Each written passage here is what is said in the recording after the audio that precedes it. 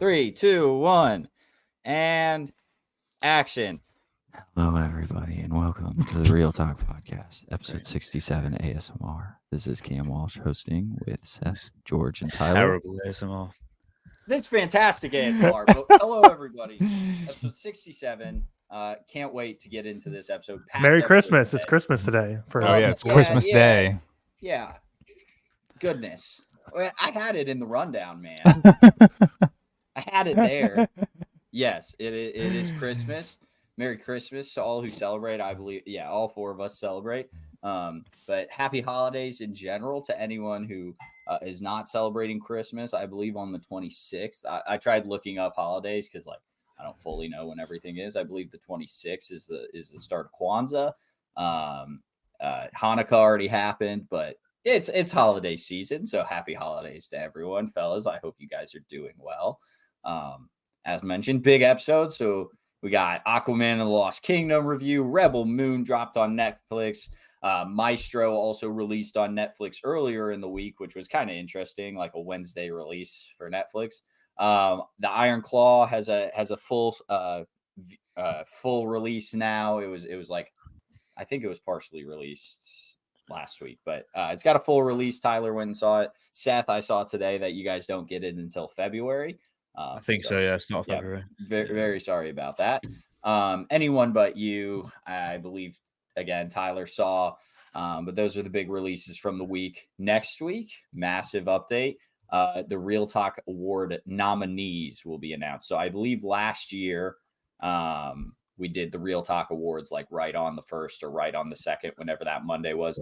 This year, we're going to do nominees, and then 2 weeks after that. So it's the 14th, because this next year falls perfectly like on the 1st, 7th, and 14th, the first, 8th, and 15th. So 15th will be the awards, but you got it. Yeah, fuck. Math is hard, man.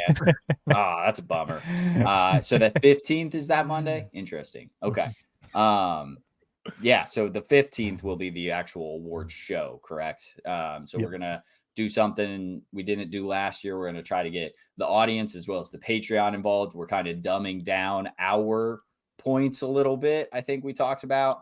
So that'll all be revealed next week. We'll talk about how we're doing it and how the award show is going to go.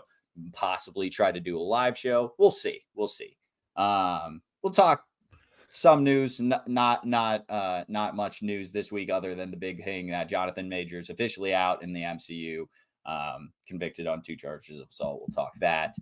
We're doing a draft of just winter things, getting the holiday spirit a little bit. Can be anything winter. But that'll be our fun draft of the week, because I believe we did Christmas movies last year, or our top 10 Christmas movies, so we'll switch it up a little bit. Yeah. Our Patreon movie recommendation of the week is Manchester by the Sea, everyone's favorite ball of joy during this Christmas season. So we'll be talking that on Friday. And then the Patreon episode this week, we had another Jeopardy submitted by Isaac. So shout out him for that.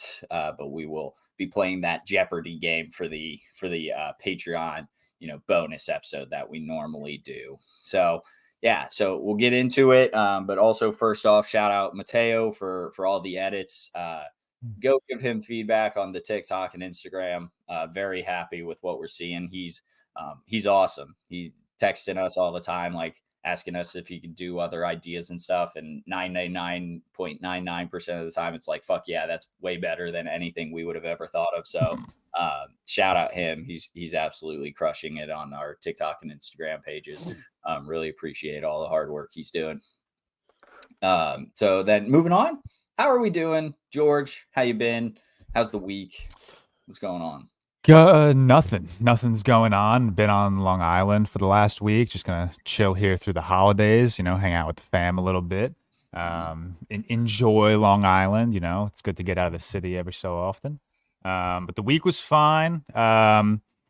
Next week I'm off. I took off next week from work, so this week was just a lot of end of year wrapping up. Which I'm pretty sure I said the same thing last week about work, but that's just how December works. But Thursday, Friday, pretty slow. Went movie crazy while I was working from home. I was cranking out, I felt like Tyler, cranking out like 5 movies a day. and then got to the theater a couple times, which was nice. But yeah, other than that, pretty standard week. Nothing really, nothing really major. We'll talk the new releases that we watched. Not too great, but yeah, fairly standard week. Excited for the holidays? Any fun plans? No, we're having it here at my parents' house, small little get together. But yeah, I'm excited. It's my third favorite holiday, so fun time. Fascinating. All right. Halloween's got to be like 1 or 2, but what's the other one up there? No, Thanksgiving and Easter. Oh, Easter? Really? Yeah. Oh wait, no, that makes sense. No, that makes sense. That makes sense. Yeah. We Greeks go crazy for Easter. Yeah. It's like a full holiday, lamb on the spit and everything. That's fair. Yeah. All right, Tyler, how have you been? How you doing? Yeah, I've been good. A couple clerical things to get out of the way. So like Cam mentioned about the ReelTok Awards, Patreon will be included. So we're going to include both the audience chunk and Patreon members for the vote. So this is a great opportunity heading into the new year to check out our Patreon. The link's down below. The lowest tier will be available to be voting as like the separate pool. So the patrons are going to be weighted just a little bit more for their votes in the ReelTok Awards. So go check our Patreon. Patreon last year when we did this. I actually don't know. I think we started Patreon like April-ish or something. We didn't. So we're adding in a new wrinkle this year because last year we did have an audience vote, which we're still gonna have this year, but we're also gonna have a little bonus category of Patreon vote as a separate thing. So go check that out. And secondly, today is Christmas, so happy holidays, like we said. But I know it's gonna be a super lonely time of year for a lot of people if you don't have like family or friends or loved ones you're hanging out with. So if you're listening to us today as like a ray of light because you're not really doing much today, I hope we can make your day a little brighter, make your day a little better. If you're listening to us a couple days later because you are with family and friends, awesome. Hope you had a great time. But yeah, we know it's going to be a really tough time of year for a lot of people. So just hope you're having a great day. We're here for you. We love you. And we hope you have a great holiday season. I know for me, I'm not traveling anywhere. My fiance will be working. So I'll just kind of be chilling alone for most of the holiday. And if you're in the same boat, you're not alone. A lot of other people are doing the same thing. So we hope you have a great day nonetheless. But my week's been pretty sound. Fantasy football, big time of year. We got some semifinals this weekend, and for NFL, we have Saturday, Sunday, and Monday football this week. So I'm just gonna be like a bundle of anxiety, just nervous because a lot riding on these games. And then for college football, as Cam would know, like the regular season ended a couple weeks ago now, but we have like the college football playoff coming up. But for my backseat coach account, which I still post to every day, this is the time of year, like during the college football season, I like gain followers like normal and get views. But then this is officially the time of year's kicked off where I just lose followers every day, just little by little, and it'll just continue declining every single day until open and kickoff next season. Then we'll kind of climb up, and then we'll just go back down. But yeah, it's just like every day I'm just posting videos where it's losing. Get your college. Yeah, I did that last year, but I'm just sticking with college football, and I don't know if I'll continue doing some off-season stuff, but probably just gonna like chill a little bit on that account in the off-season, just because college b-ball I just don't know ball enough, and I don't really feel like faking it for a whole few months. And it's like one of those things, like it started a couple months ago, so it feels weird like jumping in like 2 months in. It's like I feel like you kind of got to be all in or all out. But yeah, so backseat coach has been super busy with that kind of stuff. But yeah, fantasy football this weekend, super excited. Had a super packed day on Thursday where we got Riley's car fixed and we drove up to the city, and that's when I saw anyone but you. She got a couple more tattoos. She's got like 6 on her arm now. She went from 0 to 6 real quickly, dude. And she got them all for like less than $400 total. So she found like a super cool like girl in Scottsdale who's awesome. So I definitely want to get a tattoo from her. She's super nice, super cool, super inviting, but like I don't know what I want, man, or where I want it. It's like that first one's so hard to I know, but even then I don't know what it should be. Like it's like the first one just so hard to rip the Band-Aid off. Even though I'm not like half like in and out on getting a tattoo or not. I know I want one. It's just like, what's that first one going to be? And then the floodgate can open a bit from there. But you'll probably hate your first one anyway, to be honest. I've got to hate mine. Yeah, I have no idea what I want it to be, but we'll keep thinking on it because I definitely make sure they spell it right. Yeah, I'll take it from you. One of my favorite anecdote ever. I love that. It's funny. That's hilarious. But other than that, I'm excited for the weekend ahead. Riley's working, like I said, the next 3 days, so it's gonna be a pretty quiet holiday for me. So just gonna get a lot of work done and have fun. So what is Riley doing? Is she a nurse? I think she's a nurse and she works nights, so she's gonna be home in like 30 minutes from her night shift. But yeah, she works nights as a nurse. But yeah, that's my week. What are her hours that she sleeps? Does she come home and sleep, or does she? It depends. Like if she tonight, like she worked last night, she's gonna work again tonight. So she'll come home and get home at like 7:30, and she'll sleep until like 5, and then get ready. But usually like the first night, so like she works 3 days and then like has off a couple days. So like the last day of working, she'll come home and then usually like stay up that whole day and like clean or do laundry and other stuff, and then try and like flip her sleep schedule and flip it back. Like it's got to be brutal on the body, just like flip your sleep schedule twice a week, every single week. But yeah, I'm glad it's I too work in a like 24-hour industry. I never had to do third shift, luckily, but I did second shift, and let me tell you, second shift is the best shift ever, man. If you don't have a family, that's what's like, the time so of like that? so for me it was like 3 to 11, so 3 p.m. to 11 p.m. So I worked Sunday through Thursday. So I still had my Friday and Saturday nights, and this was before Bailey. Emma and I were married, but pre Bailey PB, if you want to call it, 1 year PB. And it was just so great. I was never tired. I would come home, fall asleep at I'd probably fall asleep by like 12, 1, wake up at 9. Life was fantastic. Man. That's what I started TikTok, because Emma was working during the day at the time, so I just would grind TikTok, and it was, man. I get butterflies thinking about it, man. Now I'm tired all the time. Oh man. But yeah, there's me reminiscing. Seth, how are you? Yeah, I'm good. Similar to George, like very busy last week, just kind of ironing out everything for Christmas. Obviously setting everyone up plans wise for the new year. Had a few meetings this week, just very tiring, stressful, whatever. But I've got until the 2nd off now. I think I've kind of taken some time off. Well, I'm kind of back on the 27th, but kind of on call. If that kind of makes sense. So like if I like emergencies with clients, I'm there, but it will be very minimal interaction, like an hour a day, something like that, very minimal. So yeah, been good. There's no UFC on until the 14th of January. So that's a bit, I don't really know what to do with myself, but there is some good boxing on tonight, Tyler, if you want to check it out. But yeah, been pretty good. Just stressful week. Haven't watched any of the new releases because I don't think any of them are actually out here yet. Oh no, Aquaman definitely is. I don't give a fuck about that. I will go through the DCEU because I'm going to do it soon, but I've not seen the first one, so I just saw no point in watching that one this week. And I kind of want to do it in order. Like, isn't Aquaman like not one of the recent ones, but it's far into the DCU. Like, there's a few films in, isn't it?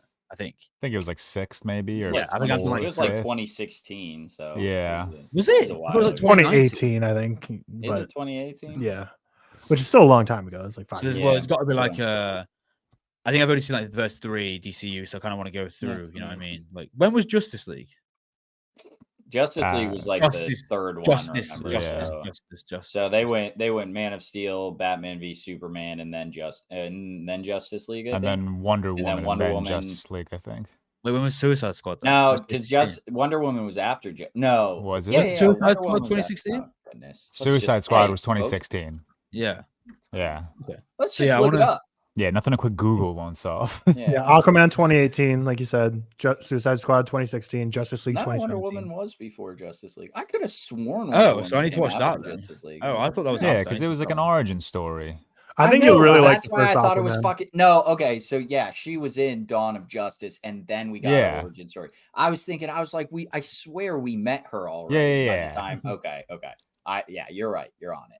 So I should have watched Wonder Woman before Justice League. Or I should have just skipped Justice League, actually. You should have just... Probably. Yeah. It doesn't matter. Yes, that was so bad. Yeah, that's bad. But yeah, I'll start going through that soon. I probably will watch Aquaman maybe in the next 2-3 weeks. But yeah, pretty standard week. Very, very busy. Already kind of done Christmas. Going to see Anna's family on Christmas Day. But already kind of do it with my side. Saw my dad this morning. That was nice. Pretty standard. Nothing really much to report than that. Yeah. Fantastic. All right. For me, nothing crazy. Had a couple days off work. Back on TikTok. Have posted a couple videos. Woohoo. I looked. It was over a month since I posted like a movie related. I noticed that. Yeah. It was that's kind of what video was it now? It was. What video did I post, or was my last? Did you end on the film? Like Toy Story 5. Talking about Toy Story 5. 11/22. So it was about a month. Since it was just a month. And now you're back. Yeah, but back. I've had a couple days off. I hope it maintains.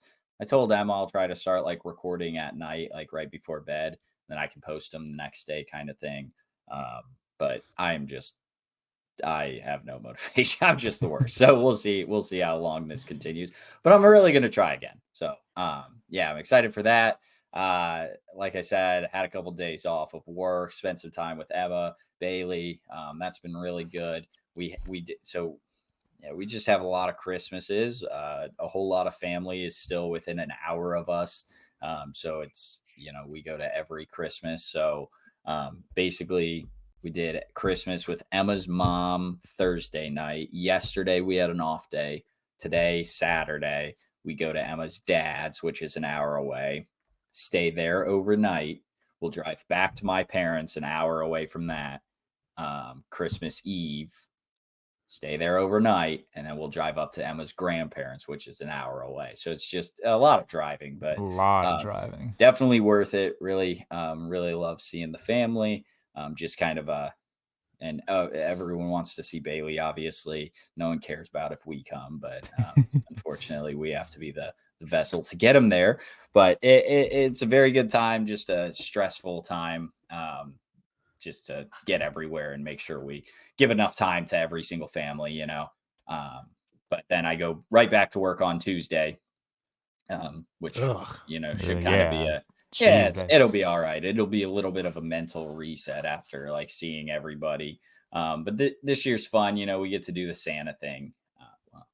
I hope Bailey never comes back and like watches these, like when he's like 6. It's also not probably rated for a 6-year-old. But I get to do the whole Santa thing for the first time. He's kind of learning how to open presents, so that's exciting. I'm excited for that.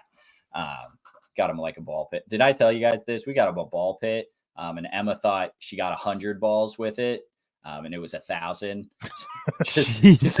How big is this ball pit? It probably can hold it. It's tall, right? So it's high. Is it up, inside? So yeah, it'll be inside. It's not out yet. Like all the balls are still in the bag. But it was 1,000 inside? That's got to be some space, surely. Yeah, well, I'll send you guys a picture of it. It's probably like 5 feet across, like each point, and then it's pretty tall. So I think it'll be able to hold everything, but we'll see.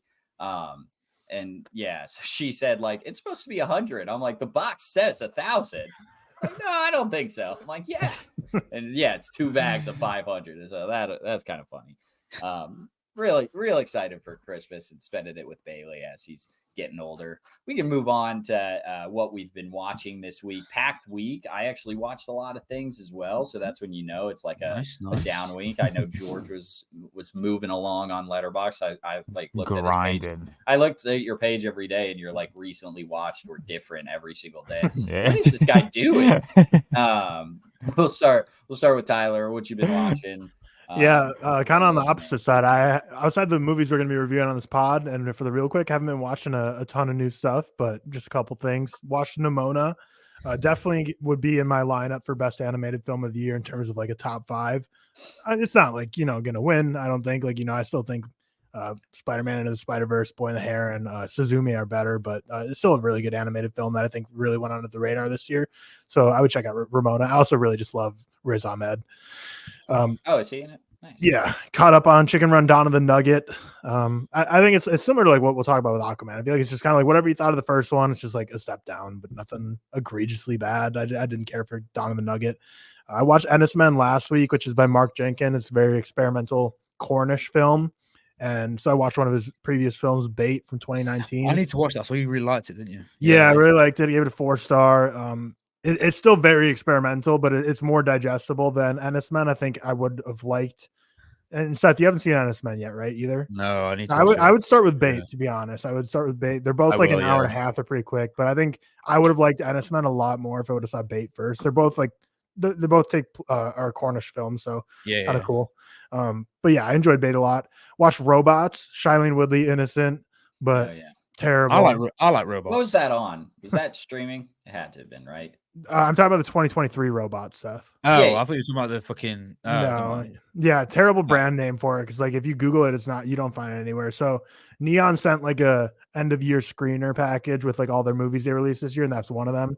So everyone's like, why are you watching these shitty films? Which I do watch shitty films from time to time, but this one was just like Neon sent out this thing. I'm gonna watch all the movies they have, and Neon, like, I mean, even more so than A24. I feel like Neon usually has a pretty high hit rate. Like they make some How great many movies films. have they released this year? A lot, I think. The total package was like there's probably like 14 movies in the package, but a couple of them were like Bait was in it, and that's an older one. Old Boy re-release was in it, so it's like some of the stuff is like not this year, but probably like 9 to 10 movies this year. What was Jack Whitehall like in it? Is he that main guy? He's like a really big name here in terms of like comedies. Like does a lot of like sitcom shows. He does like stand up here and stuff like that. Yeah, I liked him. I think all the acting was fine. I just think that it's a really, really over the top like social satire, and it just didn't fully work for me. It's one of those. It's like kind of like Adam McKay movies, but worse. Where it's like it's so in your face. It's like if you're gonna take to it, you're probably gonna like it. If you don't take to it, you're probably gonna hate it. Like Interesting. But yeah, and then watch Army of the Dead with Riley, her first Zack Snyder experience. She's like, the only movie I'll watch with you tonight is a zombie movie. So we like scrolled for that. Jesus. Well, it had to be a zombie movie I hadn't seen, and it had to be one available on streaming, and that left us Army of the Dead being the one to choose. Good movie. Yeah, but as the first Zack Snyder, George, the first one. Yeah, not a good first Zack Snyder, but good movie. I love the setting, but I'm just a sucker for Vegas. So anything like a Vegas-y setting, even if it's post-apocalyptic, is super fun. Like the casino setting, like obviously film has had a storied history with casinos and movies, like usually some pretty banger movies have featured casinos. And then lastly, other than movies we're going to be reviewing this week, which also came out this week, but we're not going to give it a dedicated review, is Migration. Oh yeah, I forgot you would. Yeah, people are excited for that. I don't get it. It's not bad. Like I give it a 2-star, but it's probably a little harsh on it. Like the synopsis is just a bird is flying, like migrating, and then ends up getting lost along the way and finds himself in NYC as opposed to Jamaica. And all the birds in New York City are way different than what he's used to, different cultures, they ultimately find a common understanding. That's like the opposite of like, I don't know, in NYC, you'll find like Italian mobsters. Like in Jamaica, I mean, that's kind of what the birds were like. Where like the birds in New York City is like, get the hell out of my city. What are you doing here?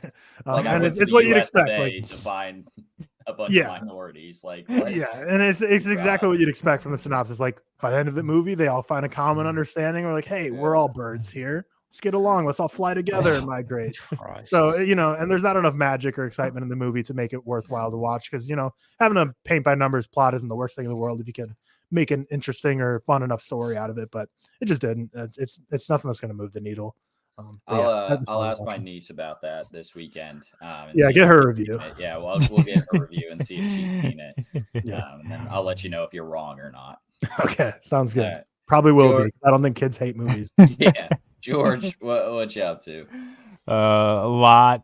Killed some trilogies. Lord of the Rings trilogy. Did a little rewatch, which was great. Extended edition or regular? The regular. Yeah. I'm sorry. Either way, I think I'm fully on board with saying that The Return of the King is the greatest movie ever. But I don't know. I go back and forth on that a lot. I also killed the Kung Fu Panda trilogy. I realized I had never not seen that. The third one I had never seen. Okay. It is a weird one, the third one, because I have seen it, but I just forget anything that ever happened in it. Yeah, easily the most forgettable of the trilogy. I give it a 3 stars, but 1 and 2 solid. That's why I was shocked by like the hype from Kung Fu Panda 4 because I feel like I rewatched the first one, but I was like I didn't think people liked the second. But there was the TV show. I know a lot of people. I've never heard anything about the TV show. Though. Yeah. I thought that was bad. Cam, you say that though, but then a lot of people saw a lot of excitement for Shrek 5, and I'm excited for it as well. But like Shrek 3 and 4 weren't. But like Shrek 3 and 4, do you know what I mean? Man. I don't think they're terrible, to be fair. But like it's the same thing where it's like they'll forget it was just the return of the character. Wait, when was Kung Fu Panda 3 actually? When was that? In 2016. All I remember about Shrek 3 is neither are. Yeah, I think most people are just excited for the return of Tai Lung and Poe and the Furious 5. Like. Did you see how every character is going to be in it, like every villain? But it's weird that the Furious 5 weren't even in the trailer. Man, every long-awaited third or fourth movie to an animated movie now is like Endgame. Every single one, man. Endgame ruined cinema. Yeah, it did, man. Fuck Endgame. Real. I finally watched James Cameron's The Abyss, which I fucking love. Did you miss seeing it in they did a 4K Yeah, re-release. that's the first thing I said in my Letterboxd review. I wish I had the chance to catch this in a theater. Yeah, I I was need to so because I watched it on the TV and I was like, damn, this is blowing my mind. I can't Yeah. even imagine the experience I would have had in the fucking theater. But really, really good film. Better than both Avatar films by a mile. Really? Oh yeah. I watched RoboCop. What up? The first one? There's multiple. RoboCop, yeah, there's quite a few. Oh, I guess I watched the first one. Yeah. Yeah, I I like the think first people one. like The Abyss. I've never. I people do love it. The People love Abyss. it. Oh, okay. People like Yeah. I've never seen it. Yeah. Yeah, RoboCop. What I was doing this week is I went to my watch list and I clicked shuffle, and then whatever popped up on top was the movie I just tossed on while I was working. Yeah. The next one after that was Sam Raimi's Darkman, starring Liam Neeson. That is a superhero film. I haven't seen that. It's not a. I think it is technically or a comic book film. Is it based on? I have no idea if it's based on a comic, but I Yeah, could I'm pretty definitely, sure I it can is. 100% see it. I'm only saying that because agreed. I made sure to watch like every movie that's like a comic book. Well, Okay, maybe I not could every. see it either way. If it's not, it also makes sense. But Okay. yeah, really solid early '90s. Just I guess action movie. It's pretty much exactly what you would expect. Lord of the Rings. I rewatched The Last Jedi, Star Wars, just because there was a lot of discourse on it early this week on Twitter. I mean, but there's always a lot of discourse. Puss in Boots: The Last Wish, caught a rewatch. And then I finally watched Battle Royale, Seth. I texted you about that. I'm gonna be honest, all these 5-star reviews from my mutuals are shocking. Is it got more? I've only seen me who gives it a 5-star. Honestly. Yeah, it's got, for me, it's got several 5 and 4.5s. Oh, I love it. I think it's amazing. Yeah, I thought it was a great movie. The 5 stars are just stunning. This is an interesting movie to be throwing out 5 stars. But definitely a good movie.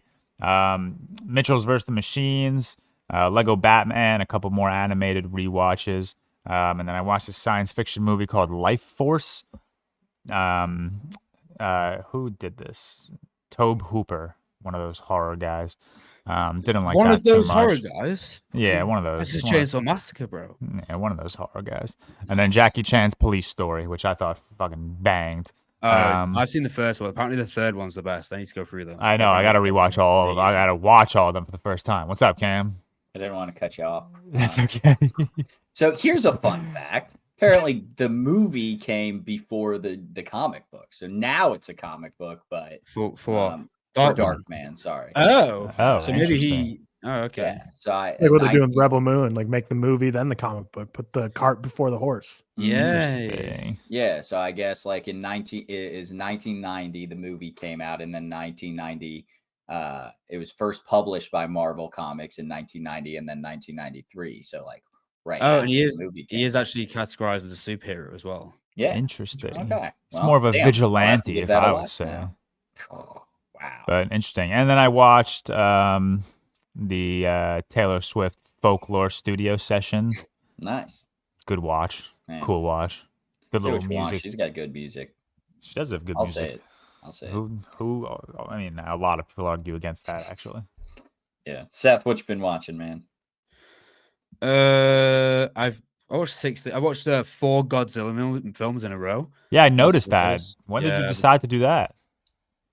Godzilla. I've only seen like 2 or 3 of them before. I've only seen one of the like newer ones, but I don't really care to watch them yet, to be honest. And when I watched Godzilla -1, I was like, oh, I may as well watch Shin Godzilla. Watched Shin Godzilla the other day, and then I watched a few more. I watched Godzilla vs. Fedora, which is like a crazy one from the 70s, really focused on the environmental impacts. That was great. Loved that. Raids Again, which is okay, and All Monsters Attack, which is one of the stupidest things I've ever seen in my life. But I got George, I got like Nalbus to send me his list. Yeah. Like, James sent me his list because I know he's been through them like loads of times. So I'm just gonna work through some of them because I do really like the old school Godzillas. I liked Shin Godzilla a lot. I don't think it was as good as -1 though. For me, I think -1 was like far superior in my eyes. And then I also watched May December. Watched that as well. Loved May December. I thought May December was really, really great. I think it's like 7th or 8th for me this year. I think it's 7th. Really thought May December was like really, really good. I watched But I'm a Cheerleader as well, which is pretty good, pretty classic like LGBTQ film. Really enjoyed that. And that's kind of it. Like I didn't really watch much this week. just because, really, just time wise. But yeah, just those for me. All righty. Yeah, I'll go through the last like 2 weeks because it basically is like a week. Bummed I missed last week. Got my water heater replaced though, so I'm glad we have hot water now. But I actually had watched things last week 2 weeks ago as I was traveling. But I saw Almost Famous for the first time. George, good movie. Watched Boyhood. Yeah. Tyler, also a good movie. I just don't think it's like. I don't think it's a coming of age movie that I'll personally sit down and watch again like I do other coming of age movies that I really love. What did you give Almost Famous? Understandable. I gave it an 83 out of 100. Why? Feet to the fire. Why specifically? I can't remember exactly. Why would you do that? I think, it's like that TikTok template going around right now. It's like when he asked me why it's an 83 out of, or why break down an 83 out of 100, and you just start dancing. I don't know why it's an 83 out of 100. I don't think I'm like a huge band guy. Like I don't necessarily care to like travel with bands or anything, so I don't think it personally resonated with me a whole lot. Like it just kind of wasn't something I'm into. But and then also I thought I was super original because like the movie starts off with Alvin and the Chipmunks, and then it features Dave from Alvin and the Chipmunks. That's like the number one letterbox. That's the number one letterbox. I looked at that like after I finished, and I go, "Oh, okay." So I'm not smart. I'm an idiot. Yeah, I enjoyed it. Boyhood, 84 out of 100. A little bit better. Come on. I like Boyhood. Just probably one of the like just coolest things in filmmaking of filming something over 12 years is insane. I had to rewatch. I watched No Country for Old Men. Then I had to rewatch Lady Bird because Tyler gave me a question. Was that on this trivia or the last one? I can't remember. I get a mix, but it's either on last week's trivia episode or the one that comes out tomorrow for people listening on Monday of Cam. So yeah, trivia. Go look at Tyler's YouTube. There's a plug for you. I had to rewatch Lady Bird because I missed like a super easy question. Literally, the first line of the movie is like, "Where are you from?" Or "Would you know I'm from Sacramento if you saw me?" or something like that. And the question was, "Where is she from?" So fuck me. I rewatched Knives Out because that movie just bangs. Wallace and Gromit watched for the first time since I was a Werewolf. Child. The Curse of the Werewolf. That now you can tell George to finally watch it. No, it's awesome, man. It's so good. I love it. It's brilliant. I love it. I watched Poor Things. Instead of my review, like first third, I did not like, and then once she becomes like an actual person, and like goes out on her own, I started to love the movie, and then like I loved the ending. 3.5, I guess, but I didn't like the start. I thought it was going to be one of those where I'm like sitting there and I'm like, all right, this isn't for me. And that's fine sometimes. But I really did like the middle and the end. Willy Wonka and the Chocolate Factory bangs. What did you give it? Grandpa Joe. It's a 94 out of 100. Yeah. What is this animosity towards Grandpa Joe? That animosity is completely valid. Dude stays in bed for 20 years and just gets right up. And starts a full musical number. He makes everyone like he makes the mum do everything for him. Yeah. He just gets right up. He hasn't left the starts bed dancing for 20 around. Years. He is pooping and peeing in this bed and hasn't left that bed for kind of a king. I get it, Cam. I get that. I get the hate. He's making everyone wait on him. Someone commented this on my like F Grandpa Joe tweet. That how'd he get the chocolate bar that he like sneaks to Charlie? A fair question. This dude is like, I don't know. When did he get out? How did no one notice he was missing during that time? He knows two people that get out of bed. He knows Charlie and Charlie's mom. He knows two people that get out of bed. One of them had to have gotten it for him. What did you give it, Cam? What did you give it? A 94. It'd be nice. It'd be a 5-star if Grandpa Joe weren't in it. Dude, Gene Wilder's so amazing. So amazing. That's like one of the best performances of all time. Chicken Run Dawn of the Nugget was fine. Wonka might be the best movie ever. It's definitely I absolutely adored it. I could kiss you right now, Cam. First Willy Wonka and then Wonka. I might rewatch Wonka, and it could be a number one this year. I loved it so I had so much fun. I'm watching it tomorrow, I think. Nice. Watched Burlesque. It's a movie my wife really likes. It's not my favorite. It's fine. The Grinch from 2018, I actually really like. I have the highest rated. I think I'm an idiot. That's like I my don't mind it. I think it's like a 3-star for me. I don't mind it. It's got like bad. It's again, no one likes Rotten Tomatoes. I know, but it's got like bad Rotten Tomatoes and a low Letterboxd score. But it's my favorite, to be honest with you. Watched both Godzilla, King of the Monsters, and the first. They're fine. Tired of a Wimpy Kid, Cabin Fever, Christmas Cabin Fever. It's just a bad movie. I just watched it to watch it. Secret Life of Walter Mitty, Army of the Dead. I didn't watch, but crazy. Just chokes out 1.5. Definition of a review bomb right there. I watched it. Yeah, that's true. Maybe I should take those off. I watched it when it came out. I just didn't have a rated, and I was like, I didn't like that movie. I'll give it a 1 star or 1.5 star. Maestro we'll talk about, Aquaman we'll talk about, Rebel Moon we'll talk about, Kung Fu Panda got me in the mood. Fucking Tai Long is so good, man. Dude, the amount of Tai Long edits on my For You page, so many, man. dude, it's been absurd. Every other video was that sound audio. What I gotta do, I did to make you proud. Tell me how proud you are. It's like, Jesus, tell me. That is peak writing right there. I'm gonna start screaming, tell me how proud you are at random people. Especially like my boss at work. Boss, like we're gonna have my end of year compensation talk next week. I'm just gonna yell at him. Yeah. Tell me how proud you are. Fantastic. I watched Manchester by the Sea, of course. May, December. I caught like the last hour of when Emma was watching. So I counted that as a rewatch. What did Emma think of it? Did she like it? She didn't love it. She thought it was weirdly directed, and I was like, I know a few people. It's the style. It's a kind of like soap opera. Like it's a bit. Yeah, exactly. That's what I told her. And she wasn't a huge fan, and she also she was like, why would they? She didn't like that it was like not based on a true story, but it was based on a true story. Like it was. She's like, why are they telling it if it's not going to be like the exact true story? And I'm like, I don't know. It's just a movie, man. Like they just wanted world. Yeah, they just wanted to make it a little bit more fulfilling. She's like, I don't like that or whatever, which is fine. We rewatched Klaus, banger, and then we moved right into Prisoners last night. So Emma's like making all of our Christmas gifts. And so she was making them while we watched Klaus, and then had to make one more. Got Prisoners in. It's fucking good, man. That movie is so fucking good. Every time I watch it, I'm like, this is awesome. Good film for sure. Yeah, exactly. But yeah, that's catching up with Cam. New segment. We'll move on to the movie reviews, though. Aquaman 2 and Aquaman and the Lost Kingdom, the big movie of the week. Or one could argue that Rebel Moon was maybe the big release of the week, but we'll go with the theater movie first. We'll start with Mr. George, resident DCEU defendant.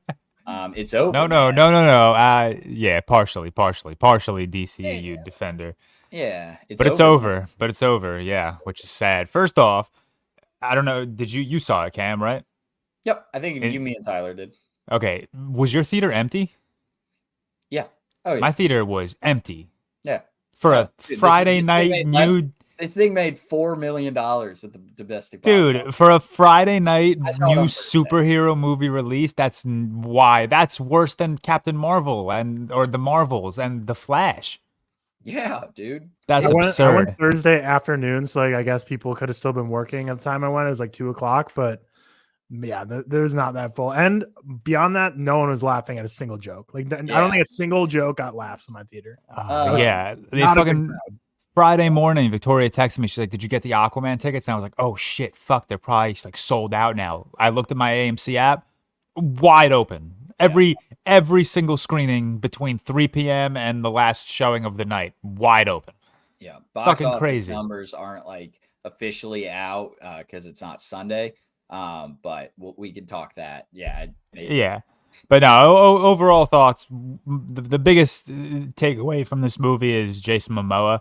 I said in my TikTok review, if this is the end of him as Aquaman, which I'm like 199.99% sure it is, I'm gonna miss him. I think he's great as Aquaman. I really do. I think he's a fantastic casting. And he just genuinely always seems like he's having just a blast making these movies, which I just, regardless of how not great I thought this movie was, he's a shining light. And I thought his back and forth with Patrick Wilson in this movie was just fucking awesome. I really wish we had gotten more of that. I guess if this was ever planned on being like a trilogy or whatever, I'm sure we would have seen more of Patrick Wilson. So I'm sad that we only got like one movie of them, you know, to play to the joke, being not Shark Boy and Lava Girl, Mermaid Man and Barnacle Boy. I love those jokes. Shark Boy and Lava Girl too. Yeah, those jokes on Twitter. Every single time I see it, I let out a little nose puff. I think they're hilarious. But the movie as a whole, Tyler said it earlier when he was talking about Chicken Run, Dawn of the Nugget. Pretty much the exact same relationship between Aquaman 1 and 2. Everything you liked about Aquaman 1, just dumb it down a little bit, and you pretty much have Aquaman 2. Not an original thought because Sammy mentioned this in his Letterboxd review. It's a Sunday morning cartoon. That's pretty much what it is. It's just a load of fun. You're not really going to care for the villain and his motives, which I didn't find myself caring about. I don't know about you guys. You're really just there for a good time. You know, it's one of those go in, don't expect much, turn your brain off type of movies, and you'll have fun. I had fun with it. I gave it a 3 out of 5. I love in Aquaman 1 and Aquaman 2 what they've done with Atlantis. I think it looks sick. I just think it's such an interesting world to be a part of, and I think what James Wan was able to do to bring it to life just really was just cool to see.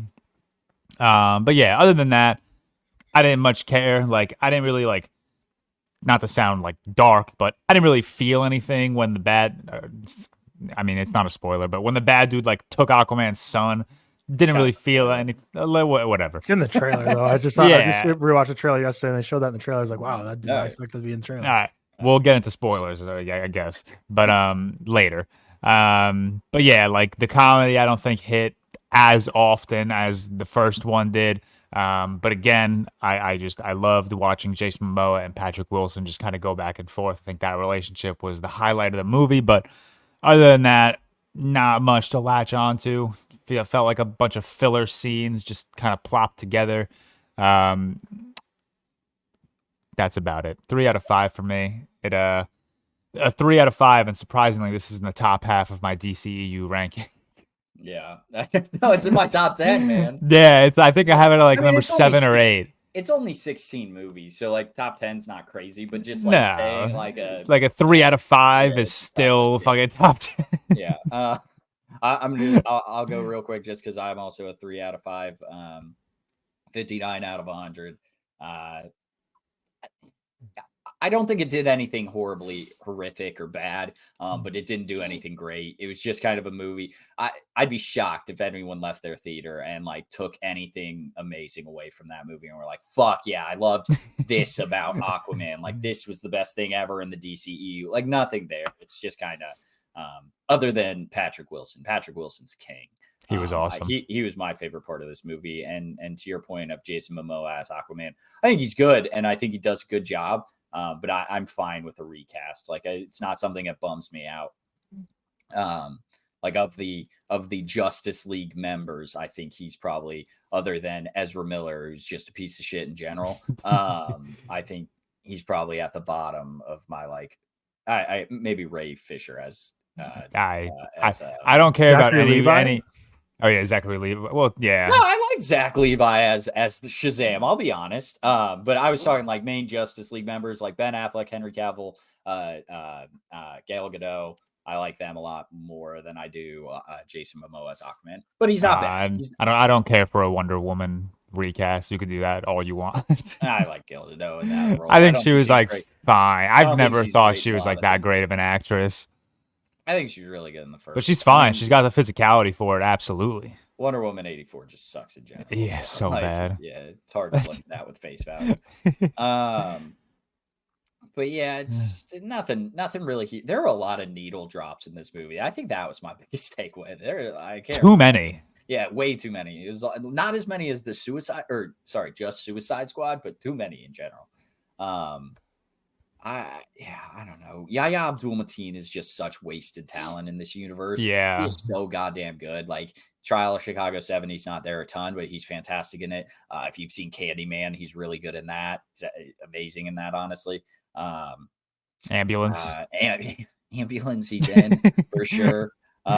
He's better in the first one. I really liked him in the first which one. is crazy because I feel like he had so much more screen time in this one. He did. It's just everything he said was just like the most cliche villain thing ever. I'm gonna kill Aquaman and murder his family. Yeah. He didn't do any of those things. Sorry, spoilers. but I think this was a really good send off for this character. Maybe not the DCEU, but I think at least this character it wraps in a bow, which is nice from something that is the final piece to the puzzle in the DCEU. I guess like it's nice that they give a very good send off or a fine send off. I guess we'll talk about the very last line of this movie in a second. But Tyler, you were the lowest on it. Give us your Aquaman 2 thoughts. Yeah, I think the thing I was most, because I enjoyed the first Aquaman, and the thing I was most excited for in this one is we got such a great nugget of Yahya Abdul-Mateen as his kind of origin story of what's going to make him really motivated to get after Aquaman in that first movie. And I remember that was the thing I took away the most out of the first movie. I was like, this is going to be so sick in the sequel when he's the main villain and their clash finally happens. I thought it was a little on the nose how they set it up, but I was still like, I love Yahya Abdul-Mateen. I think this him versus Jason Momoa is going to be great. But then we got there and I was just shocked at the lack of Manta, the lack of Yahya Abdul-Mateen. It's very similar to the Marvels, honestly, where we got like a taste of the villain early on, and then it's like, all right, for the next hour 10, you're not going to see this person at all.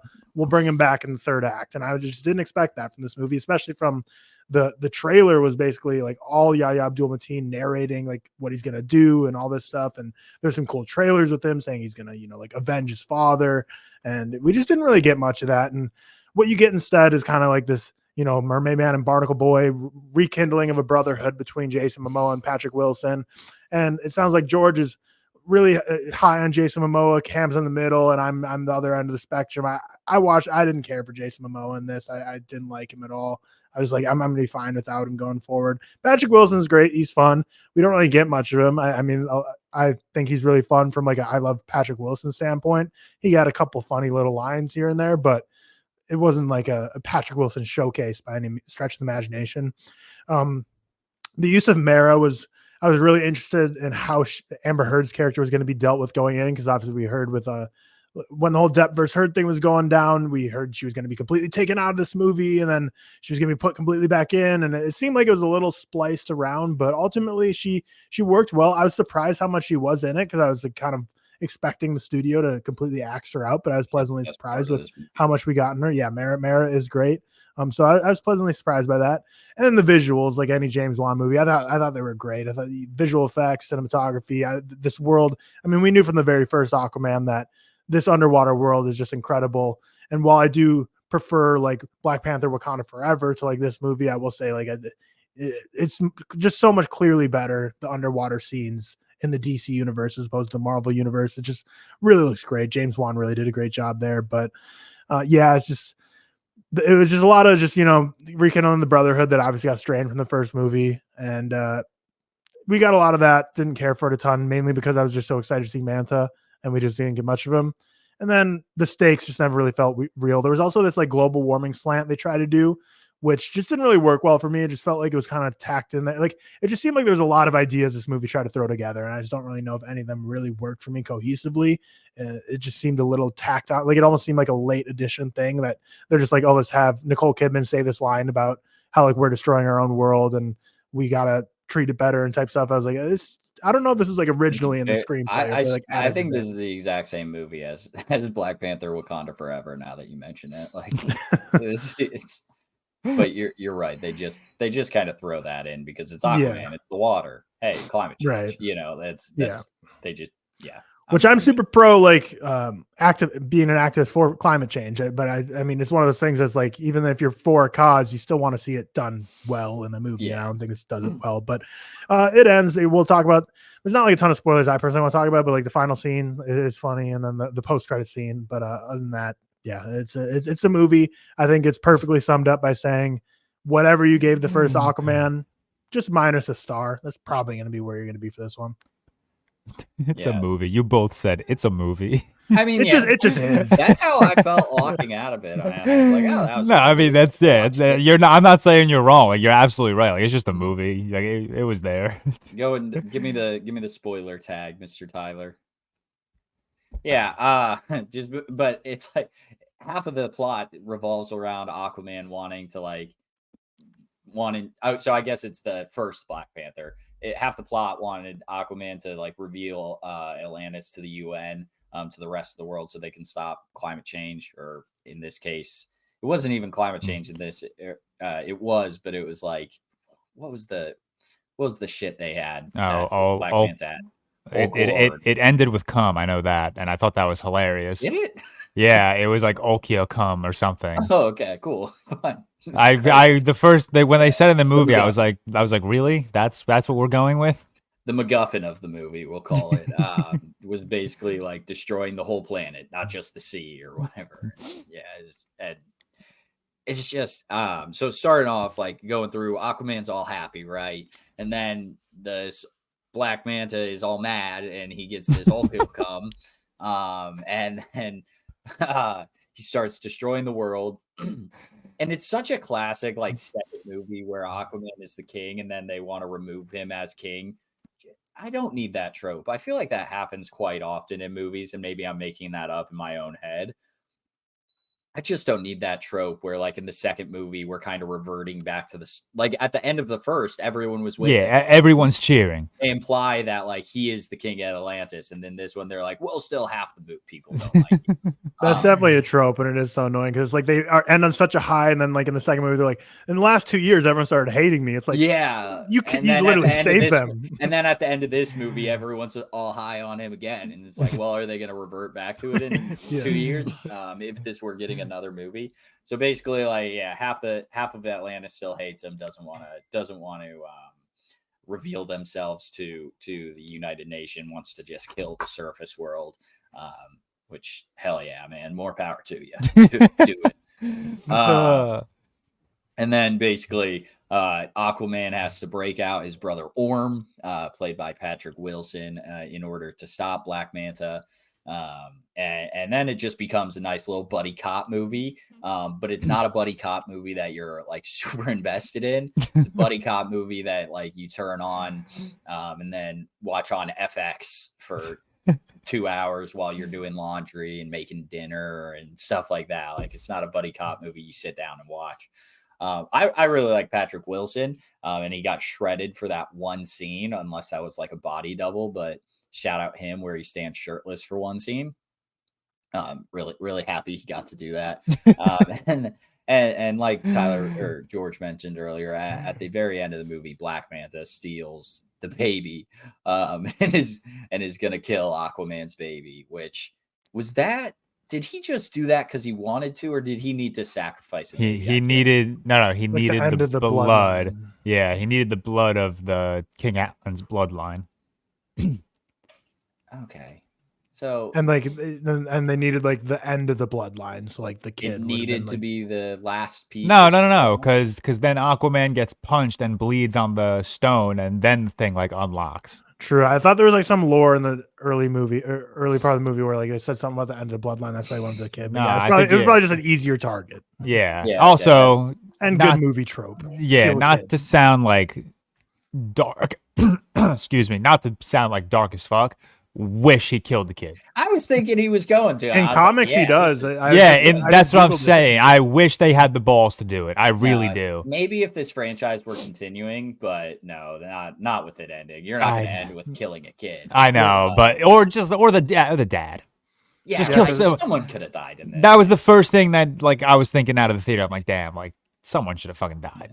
Like if this is your send off, also doesn't even really feel like a send off because the end of the movie is basically the end of Black Panther, where they reveal themselves to the world. Like that's the start of a massive plot line right there. No, it's the end of this. It's everyone's happy. They've solved the world peace. Apparently, I am Aquaman. Yeah, and at the very end of the movie, he says, "I am Aquaman." Very notable line from the first Iron Man.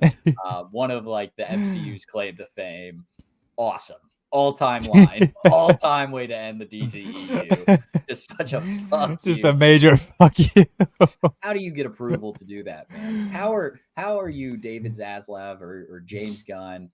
Even if I know they weren't like involved in this, but you got to assume they saw it before it came out. How do they approve like that and be like, yeah, no one will notice that. That's fine. I mean, Maybe they don't know it happened in Iron Man, but I feel like that's no, like, they know. Like they I know. said, that's the MCU's claim to fame is the I am Iron Man scene. And that's like the big moment of like superheroes are going to be known in this universe. Like, wow, throwing that in as your final line of the DCEU all time, man. Hilarious. I love the names. I love the names in the comics of Aquaman because looking it up, like Aqua Baby is killed by a Black Manta in the comics, like he would have been in this movie, but doesn't. And then Black Manta's kid in the comics is Aqua Lad, and he becomes a hero. But just good names. There's Aqua Girl, like just what are like they had an outline for it, and they're like, I'm done with this comic. I just need to fix these names and put a placeholder. At least like Spider-Man and Spider-Woman and Spider-Gwen. Like I feel like that kind of makes more sense. Yeah, but if they have if him and Zendaya have a Spider Baby, then I'll be like Spider Kid. Yeah, Spider like Kid. Call it something like Miles Morales is Spider-Man, and then like I feel like they just all go to this Spider name, but they wouldn't. I don't think they name their kids Spider Baby or something like that. I don't know. But yeah, that's a good pull, Tyler. Also, if you've seen Young Justice, shout out that show because Aqualad's in it. Good storyline, good show. Fine show. But yeah, I think that's all we have to say about Aquaman. The post-credit scene is Patrick Wilson eating like a cockroach or something. And hilarious way to end the franchise. That was a funny bit. I saw that on Twitter like 2 or 3 days ago, to be quite honest with you. I also saw the best line of the movie delivered by Yahya Abdul-Mateen behind a mask. You stole your brother's throne, and then his wife, Aquaman. Shame on you. Yeah, shame on you. Awesome. Terrible line. The writing in this movie was hilarious, man. God. And like to the point earlier when George said about like the baby being stolen, like if that's a spoiler, like I was watching Thursday Night Football and they had an Aquaman trailer. And it was just the whole movie because like the trailers kept going and going, and then like finally it was like he stole my son, and then it shows him like stealing. I'm like, this happened like with 30 minutes left. This is showing the whole movie in this trailer. They showed the Aquaman 2 trailer before my screening. Oh, really? In the movie, I was with Victoria and my sister. And they immediately looked at me and goes, "Are we in the right theater right now?" You're sitting there thinking, "Man, we should go see that thing." That's awesome. Good Real quick before we end, where does this officially rank in the 16 DCEU movies? Where is this land for you? We don't have to go through a whole ranking, but it's like what 10th. number? It is my 10th. I did between what and what? We'll say the number in between what and what. Oh, for me, it's number 11 for me between Birds of Prey higher, Black Adam lower. Okay, give me a sec. I gotta pull up my list right now because I just made it yesterday. It is 9 for me. Birds of Prey at 8, and then I have Shazam 2 at 10. Where do you have Birds of Prey, Tyler? 10. Okay, I have it at 8 as well, George. I thought we were all on the 8 train. On the nose. Aquaman is 10 for me. Right above it is Batman v Superman: Dawn of Justice, and then right below it is Shazam: Fury of the Gods. I don't have a single. No, that's a stupid point. Never mind. Ignore me, please. Never mind. I was gonna say I don't have a single 3.5 in the DCEU, but I have a bunch. I don't know what I was looking at. I thought I saw 4. But yeah, I guess we didn't say our scores, did we? I gave mine. Tyler, I gave it 2 star. Yeah, Tyler was a 2 out of 5. George a 3 out of 5. Myself a 59 out of 100. What was I going to say? There was one more point I wanted to make, but it doesn't matter. If you enjoyed this movie, great. I'm very happy for you. If you didn't, I'm sorry. But it's just, I don't think this thing will have any cultural significance in like 1 year. People are going to forget this thing came out. I'll forget about this tomorrow. Yeah, that, man. Like I'm going to listen to this review on Monday and be like, wow, I forgot I saw that. Yeah, box office real quick. It's supposed to arrive at a 40 million 4-day opening, and it's not very good. It's lower than the Flash. It's lower than the Marvels. It's gonna limp out like the DCEU. Probably should. It's almost poetic, but we don't have official box office numbers. But Wonka made 31 million in the second weekend. So shout out Wonka. Hell yeah.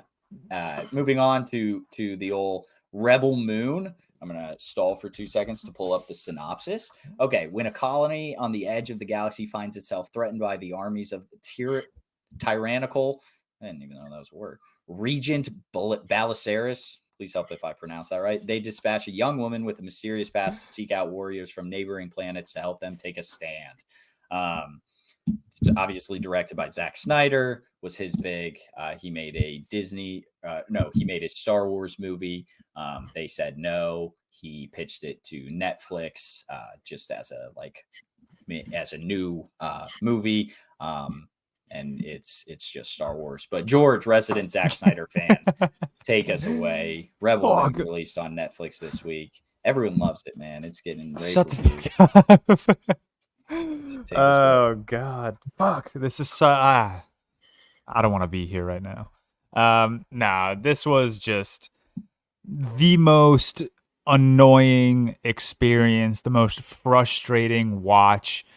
Just knowing that they've admitted to a Snyder cut, that they've told us that the actual that this release that we got is not the actual movie, is just like the most infuriating thing, because the entire time I'm watching Rebel Moon, I'm thinking like, damn, like that, it just felt underdeveloped. That scene felt half-assed. Everything just felt like it was so choppy, and it truly did feel like the first draft of something. Like, and it's annoying to know that like there is this Snyder cut out there, and I hope, for the sake of just not making this like a thing going forward, I hope no one tweets like release the Rebel Moon Snyder cut. I hope no one is a part of that bandwagon, because I want that to fail.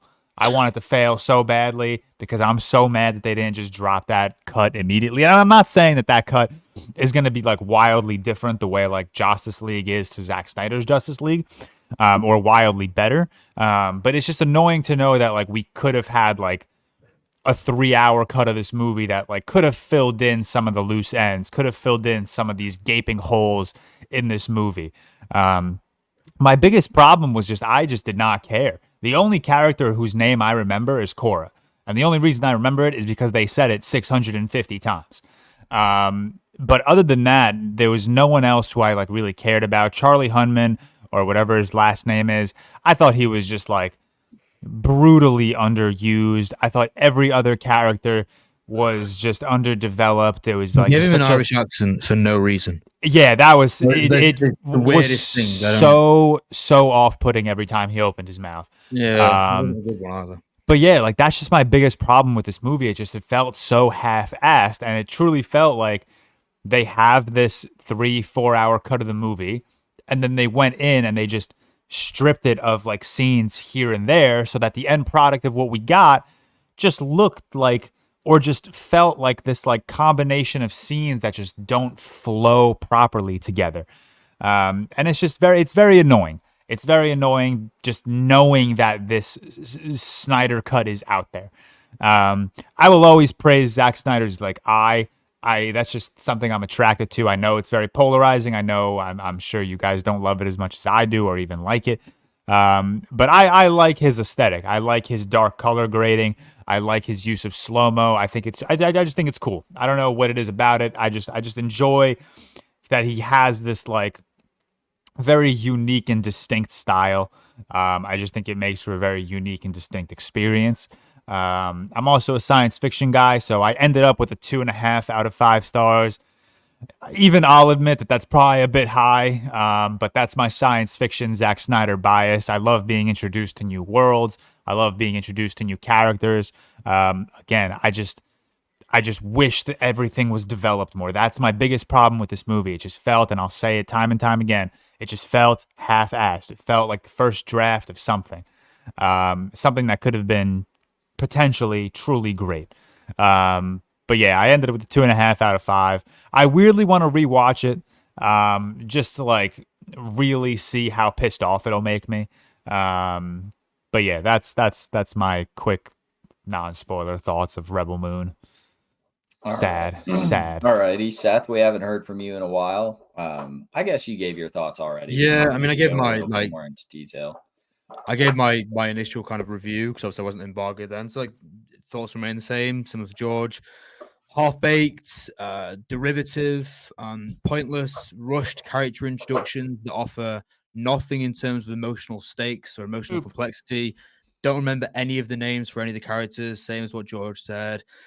It's so evident that this wasn't made to be the film, which I just find it absolutely pointless why they released this cut in general, because you get the character introductions, you get the characters, doing this big sacrifice, whatever it might be in terms of their project, but then you don't get to know the characters at all. Barely any of them say anything, barely any of them the background. You get one weird sequence of introduction that is just so rushed, and then it moves from that narrative point to the next one.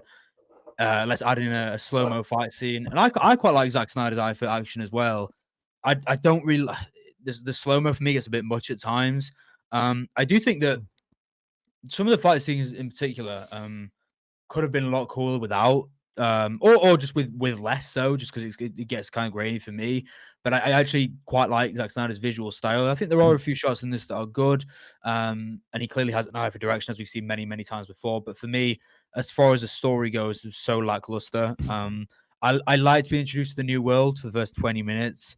And then it just kind of falls under the pitfall of every generic sci-fi, whilst also being very derivative of many of the projects, obviously, particularly New Hope, which is, derivative or inspiration, whatever, but it's very much there. And it really falls under that category as well. Obviously, it was pitched as a Star Wars film, so it kind of makes sense.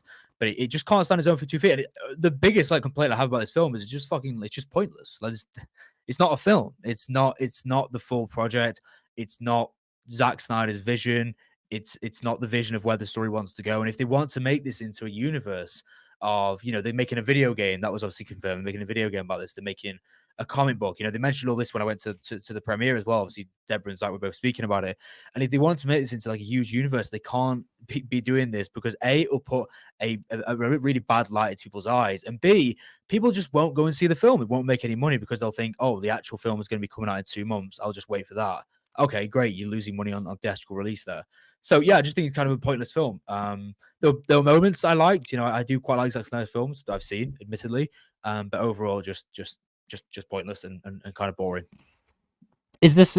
Do we know if this Snyder cut is going to release before part 2? Do we even know that? I don't think we have. It's not this is not like a Snyder cut that's going to trend online and then they're going to be forced to release it. They already are planning to release that, and I'm pretty sure it's in the next couple of months. It's just the dumbest thing ever. Yeah, it's like everyone knows it. No one's going to go and watch it because it's like, oh, well, I'll just that's my biggest frustration. If anything, this is just pissing everyone off.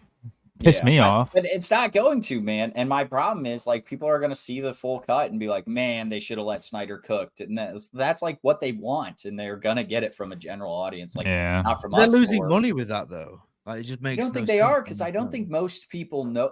In the grand scheme of movie watchers, most people don't know that they're gonna release a 3-hour or a 4-hour cut, whatever it may be, on Netflix in 2-3 months or whenever they do. And maybe it's not that soon, but it's going to happen, and it's going to be a manufactured release the Snyder cut, and it's just so annoying, man. It's just stupid. That's as if I didn't like this movie, I probably would have given it a 2.5.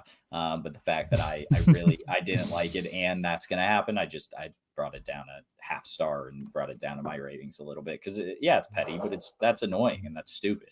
Tyler, your thoughts?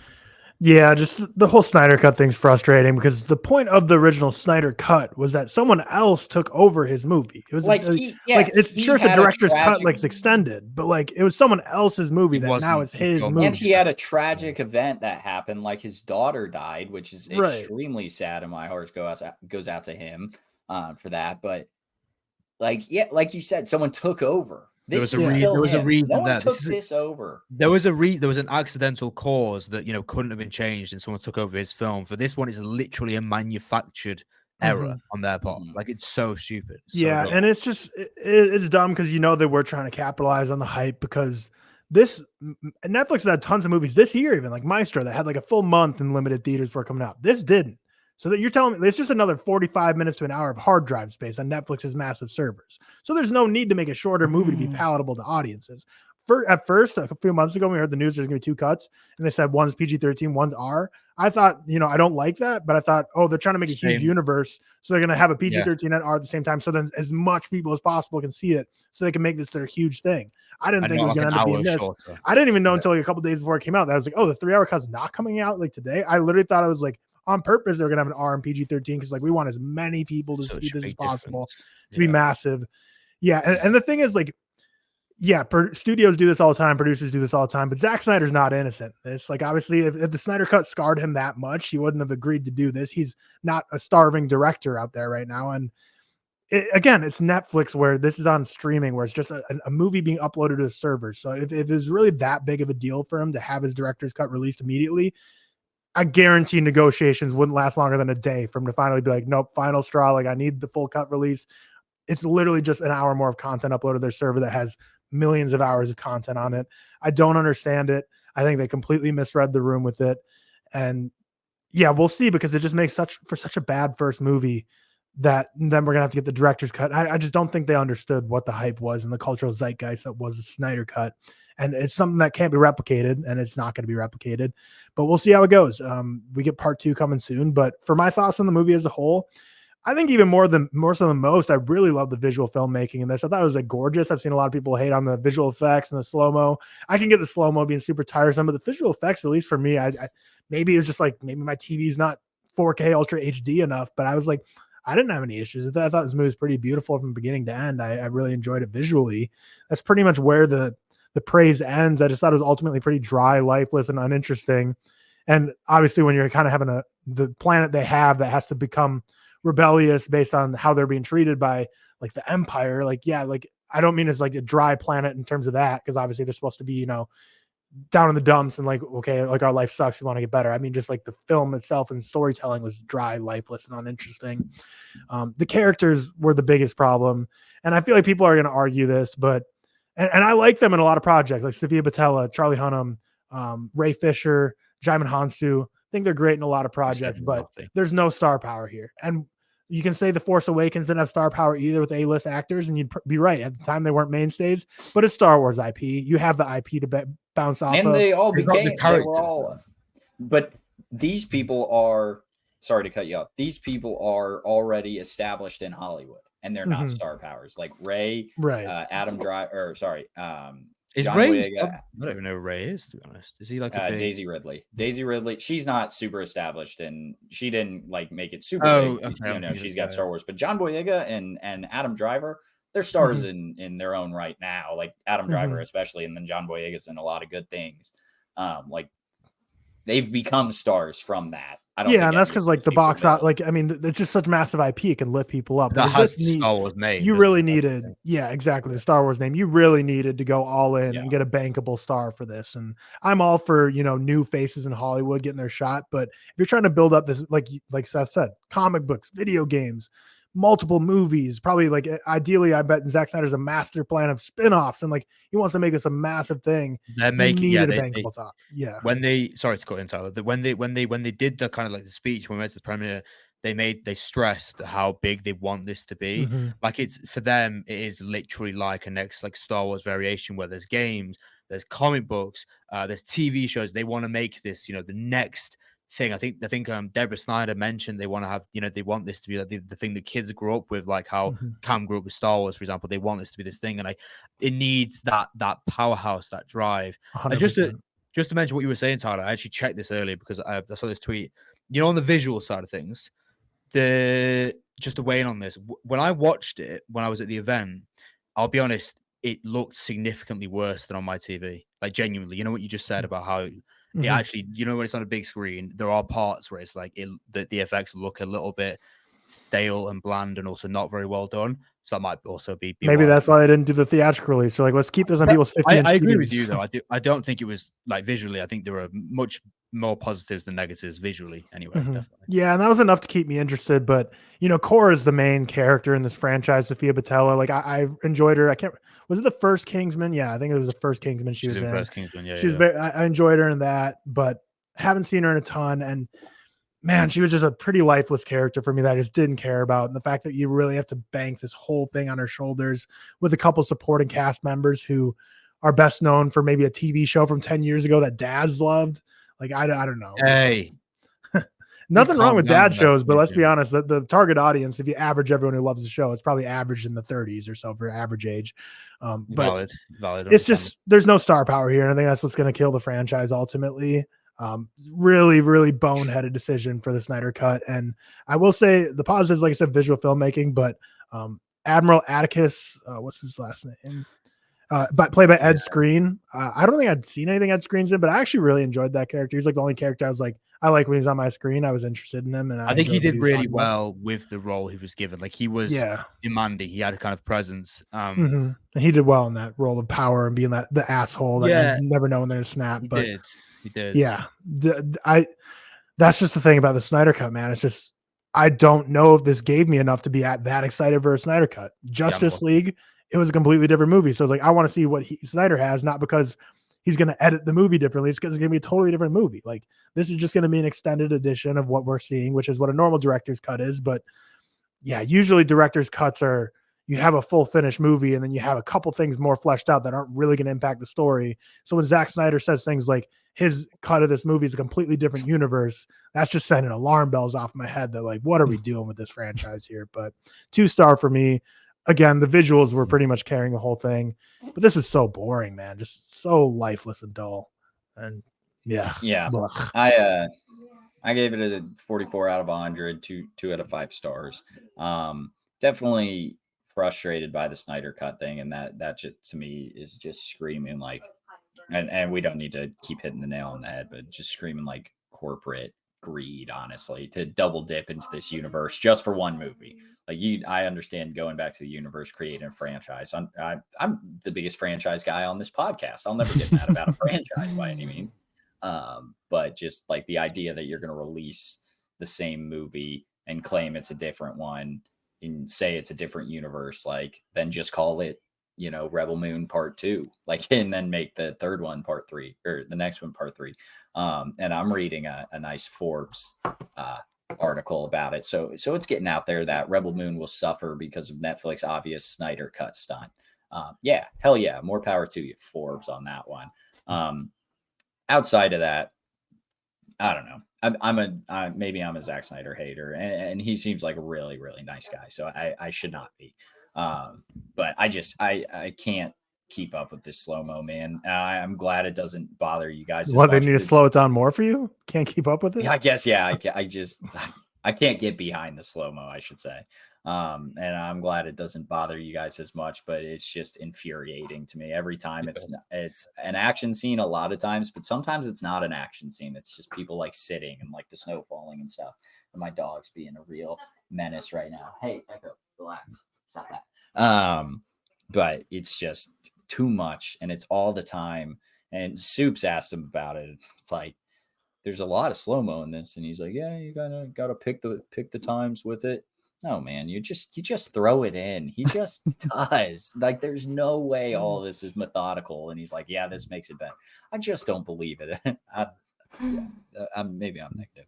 It's just frustrating. There's like an exact scene, and I said it in my review. There's an exact binary sunset scene with Korra in this movie, but she's just looking at a giant moon versus a binary sunset. Like, it's the exact. It ripped straight from, and that's just my like Star Wars bias in me to be like upset about it. But like you said, Seth, there's a moment where they like go into a bar and there's a bunch of like weird creatures. Again, it's a New Hope. It's Return of the Jedi. It's all of them. That's like Star Wars' thing, is walking into that cantina for the first time and you meeting all these characters.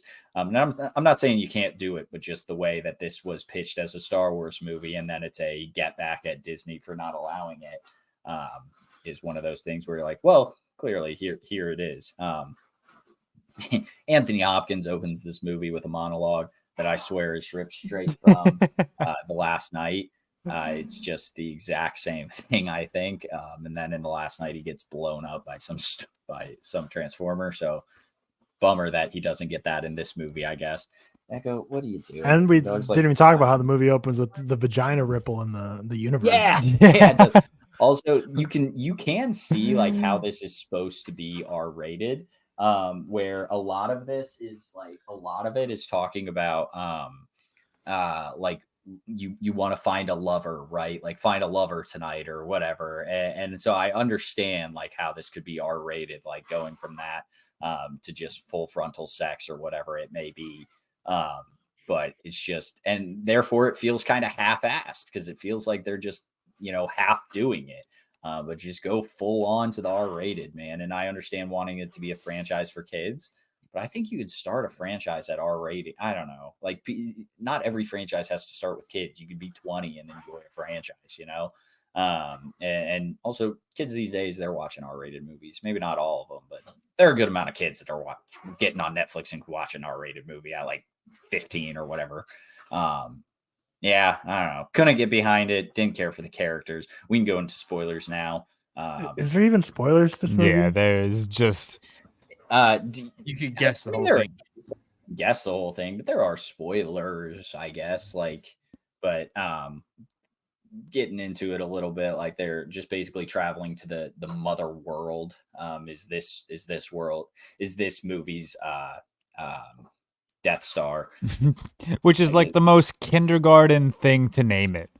Mother world. Like I feel like Zack Snyder walked into a class of kindergartners and he's like, "Hey guys, I got this really big world, big empire that I need a name for," and some little kid's like, "Oh, the Mother Planet," or whatever the fuck it was called. It's like what Ari Aster would name it.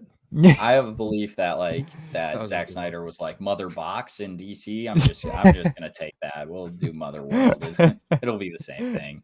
But yeah, Korra's character, she goes to a bunch of different are they planets? Yeah, they're different planets. Yeah, planets. All different planets. She finds Charlie Hunnam's character Kai.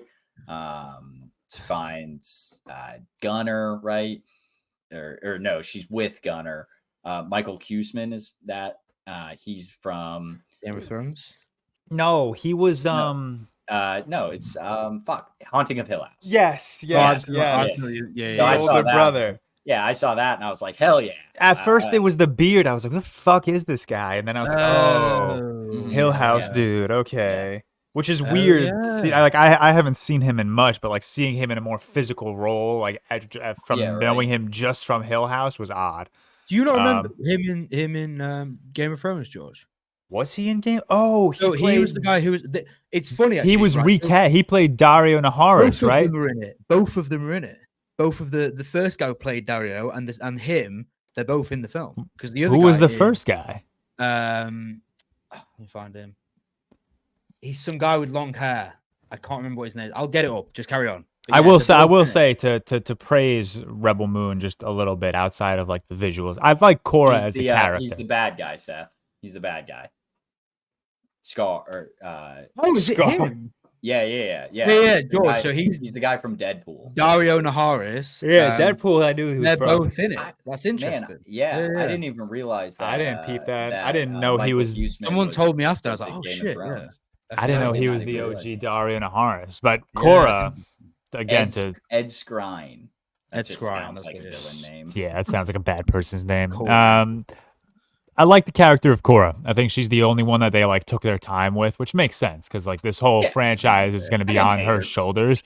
Her backstory though was just like they gave her the just the most like cliche trope ridden backstory of like, oh, baby kidnapped, trained into an elite warrior to do bad, and now she's like part of the revolution. It's literally just like you could have told me that she was stolen as a child, and I could have written the remainder of that story. I knew exactly where they were taking it. I'm trying to pull it up right now. They gave her the Fury Brad Pitt haircut in. Yeah. Yeah. So here we go. Didn't even dude. She looked like two different people with that haircut. I swear to God. Yeah, she did. She looked like two completely different people. They gave her this haircut. Yeah. Did her dirty with Just this one slick in her back. backstory, man. Yeah, exact same. That's a fire haircut, Loki. Yeah, right. And Fury's a good movie. But no, I enjoyed her as a character. It was just every character around her is just who I had a problem with. I don't know about you guys. I didn't see the Charlie Hunnam twist coming. Oh, I don't know what his last name is. I didn't. But yeah. But it also it didn't surprise me when it happened. I was like, oh. Yeah. I was like, It okay. would have been him. It would have been him. Yeah, like that. If it were anyone, yeah. Yeah, if it were anyone, that makes sense. Like, It's always the one who's going to be closest to the main character and have these conversations in the middle. Yeah, and they put obvious focus onto him to make you surprised. But even if you were surprised, you also weren't. And it's also one of those things where they're like, oh, you're always a smuggler and a criminal. You know, you're always the criminal. It's you a never change or basic whatever. character, You know, it's such a basic thing. Like make character. the Michael Huseman Gunner character, make him turn on him. Why not? You know, just do something a little different. But just don't have the balls. God, what did you guys think of the action sequences? At least Slow-mo. I liked the. I like the first one, the one where the Cora. first one where she's fighting the guys. Yeah. I like that. I actually did like that one because it was quite cool. But God, there's just so much slow mo, man. But I think I actually like some of the shots. I think are cool. I just don't know if that much slow mo works for me. But I did like the first one. There was another one. I like the one where they fought. The spider one was kind of cool. The spider one. That's the one. Yeah. When they fought that. I thought that was cool. Well. I did the big climactic battle at the end with Cora and the bad dude. I did not care for. Yeah, no, not at all. It was the most anti. Yeah, it was just not even that I didn't care about the characters. It was just the most okay, this is happening now type fight, and I was like, oh, okay, we're doing this right now. Okay, that doesn't really feel it doesn't feel. It didn't feel like Cora earned that fight. It was like my reaction to the last fight in Wakanda Forever. It was a similar reaction where it was it just came up and I was like, oh. Yeah, it was just there. And I was like, okay, right after Charlie Hunnam's character betrayed them, they escape and now they're fighting everyone. I thought that, I checked the time on the movie and I was like, oh, there's only 15, 20 minutes left. We're nearing some climax. And I was like, this feels like the middle portion of a movie. And then everything unfolds and you have Cora and the bad guy on top of that, whatever, scaffolding shit or whatever you want to call it. And I was like, oh, okay, we're doing this right now. This is where we're having the big final battle of this movie.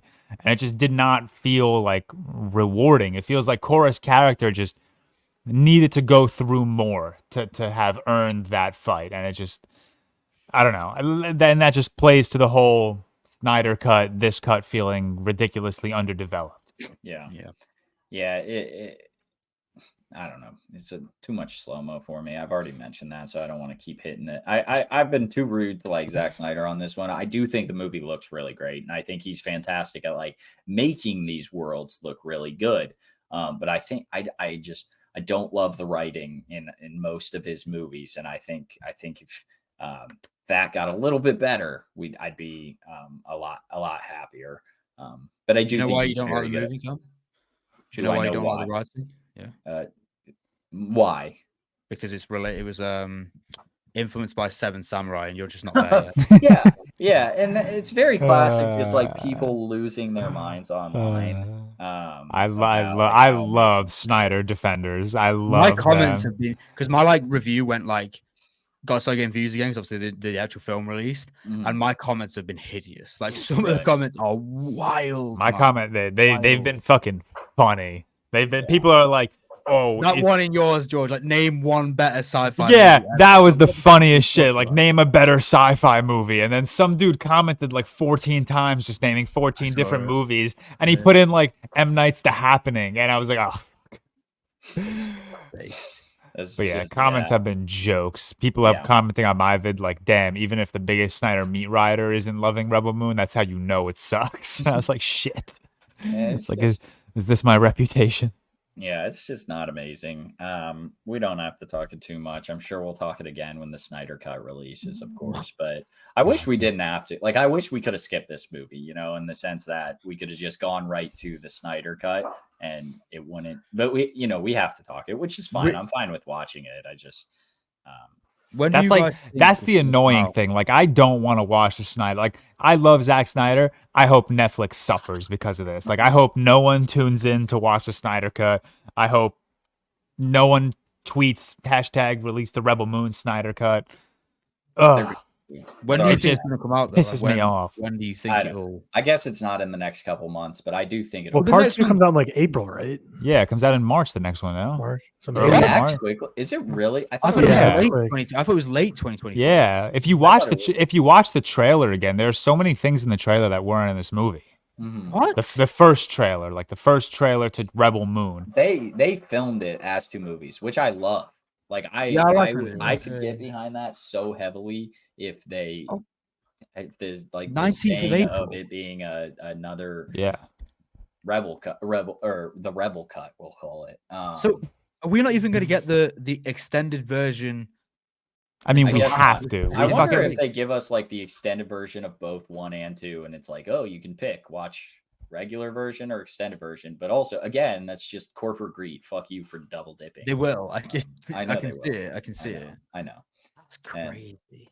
I don't know. It's got 23% on Rotten Tomatoes. It's not being well received by people outside of Snyder fans. It feels like. And if you are a Snyder fan, that's totally fine. Enjoy it. Thanks, Cam. I'm glad you like him. He's a very nice person from everything I see. So probably shouldn't be like shitting on him like that. But we'll move on unless you guys have anything else to say. 2 out of 5 from Seth, Tyler, and I. And then Ed George was a 2.5. Mine was 44 out of 100. Moving on to Maestro. Did everyone see this? I watched it. I watched it. I mean, George, you watched it ages ago, didn't you? Oh, did everyone see it before me? Yeah, fuck me, I guess. Yeah, I saw the film festival in October. I saw it a month ago in theaters. Yeah, Cool. Yeah, get rocked, Cam. Yeah, fuck. Get more followers, buddy. Get ready to learn Netflix. I mean, we did pay to go for the festival. Yeah, I paid for the festival. I was not invited to this. I wasn't invited to this shit. But Maestro released, so I guess I'll just keep talking. Maestro released this week on Netflix, but it did get a wider release or a limited release in theaters. On the verge of securing a golden opportunity, American conductor Leonard Bernstein begins a tumultuous relationship with actress Felicia. Oh gosh, I don't know her last name. Upturning their lives. Montalegre. Thank you. Appreciate that. This guy can pronunciate. I appreciate it. Guys got it. Carey Mulligan, Bradley Cooper, obviously directed by Bradley Cooper, produced by Todd Phillips, Martin Scorsese. A lot of people involved in this one. Netflix released. It's like Bradley Cooper's not magnum opus, but like it's his passion project. This is his big claim to fame. He wants the Oscar. He wants the Eagles to win the Super Bowl more, but on their 3-game losing streak, I think he's hoping for the Oscar at this point. So we'll see about that. 80% on Rotten Tomatoes, opening to mostly good reviews, but I think from what I've seen from a lot of film Twitter, it's not being received as well. People are saying like Bradley Cooper should be nominated for Rocket Raccoon rather than this, which that's just funny. My opinion on this movie is very well directed. I think Bradley Cooper is a good director. Carey Mulligan was a standout for me. I think she's absolutely fantastic. I really like her as an actress in general. Bradley Cooper was very good. Don't get me wrong. I think he actually, I would say he's great. I think he's good enough for a Oscar nomination. But I don't think he's better than Cillian Murphy. Probably, I haven't seen Killers of the Flower Moon. I gotta assume Leo's probably better. I don't know. Maybe you guys agree or disagree. Correct assumption. I'm sure there are some other performances I'm not thinking right now. But yeah, I think he did a really good job, and I appreciate the technical aspect of this. I think it looks amazing. I think it's directed really well. The music's obviously very good. Like I said in my Letterboxd review, if it weren't very good, they probably wouldn't make a movie about him if he were just a very okay composer. But I think this movie's just extremely boring. And again, I said this in my review. This might be the most like MCU take of mine, but like I felt like a dull piece of work to get through, and felt like a pain to get through. It felt 6 hours long. It's not a movie I would ever recommend to someone who watches like 15 movies a year. It's not a movie Emma, I think, would watch like 15 movies a year if she weren't married to me, but I probably force her to watch much more. She doesn't even know if she hits 15 now. But I would never recommend this movie to her. Like, this is a 2.5 hour movie. That is, I think it's on like 210. Honestly, it feels longer. 210. Yeah, no, it's just a bore to get through, in my opinion, and it doesn't have anything powerful enough. Like, I just watched Amadeus a little while ago. Like, that had some power behind it. It had some impact to get through, and it was also, on top of the music being amazing, it had some actual like heart and soul that made me care about it a lot more than this. But those are my general thoughts. You guys can give yours. We'll start with Tyler. I don't know how much you guys talked about this when you saw it, but just I think we all saw it at like separate times. So yeah. it's like we all touched on it one week after another for a couple weeks. But yeah, it's I don't have too much to say here. I think the direction is fantastic. If Bradley Cooper finally gets his first Oscar this year, I'd be much happier it'd be for direction as opposed to acting. I still like a lot of directors more than him this year, but I think between directing and acting, I think the direction is what definitely excels here between the two from Bradley Cooper.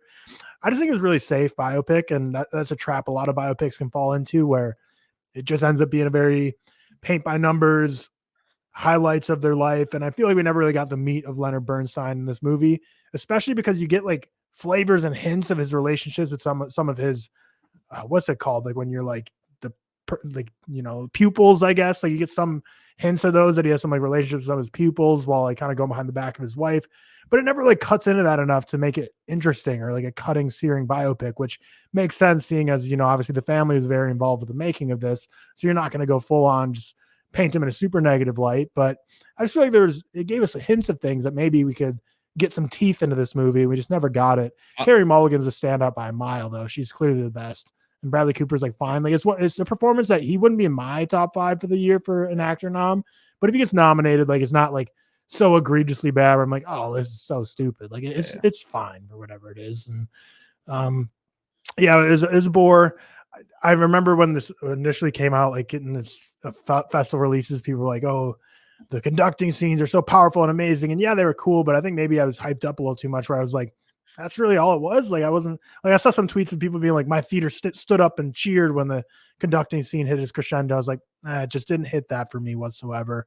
But like I said, Mulligan is fantastic in this. Like Cam mentioned, it's being received well, but by film Twitter and more people in the critics sphere, they're a lot more lukewarm on it, like the 2.5 to 3 range. So it's probably going to hurt her chances. Carey Mulligan is great. I do think, of anything technical or acting wise, this movie, she's the shining light. But ultimately, there's just a lot here that seemed like they had an opportunity to make a really strong biopic, that they just played it a little safe. I think he directed the hell out of it, and really, again, I don't know how much of my bias is being influenced by his Oscar campaign and how much we know about Bradley Cooper trying to really push for this Oscar. Maybe that's kind of giving me a negative light, making it feel like this movie was a little more cynical than maybe it actually was. But just because of what you know from him on outside the movie, maybe my influences on the movie itself make me view it as a little more negatively connotated than it otherwise would have. But it's a fine movie. I think it's a letdown from A Star Is Born. I think that was a lot more interesting, exciting, still very well directed, but Bradley Cooper's character as an acting performance, I thought had a lot more range in that as well. Ultimately disappointing, and a lot of people are super excited for like a biopic on Leonard Bernstein in the conducting sphere. He's as big a name as it can get. And I don't know if this really did him justice. And I know it was kind of between him and Jake Gyllenhaal in a bidding war for the rights of this. And simply, like, this is something Bradley Cooper's been working on for years, and Jake Gyllenhaal as well. Like, you might not think of it just looking at him on the surface, but this is something that was like a massive passion project that he really wanted to make happen too. But the family ended up going with Bradley Cooper. Not saying Jake Gyllenhaal would have done better or worse, but for someone who fought so hard to get the rights to this and has been spending years and years of his life, I mean, Star Is Born has been a long time ago now at this point. He's kind of been focused solely on this since, just in minor side roles in other movies. Like, You know, he's minorly in Dungeons and Dragons. He probably just goes to a recording booth a couple days for Guardians of the Galaxy. Most of his actual effort's been spent on this. And for this to be then the result, it was just disappointing. But yeah, Carey Mulligan was a weird casting choice for Felicia Montenegro. I think a Costa Rican woman is who was supposed to be, but weird casting choice. But I mean, she's fantastic. She did great, but kind of like weird decision to cast her for that role. Because when you look at Carey Mulligan, you'd never look at her face and be like, "That's a Felicia Montenegro." And right. Bradley Cooper's caked in prosthetics in this, whereas Carey Mulligan's Carey Mulligan. Like she just shows up as Carey Mulligan. So, yeah, whatever. It's just a whatever movie. George. Yeah, kind of the same thoughts. Not really a movie I've thought about since I watched at the film festival.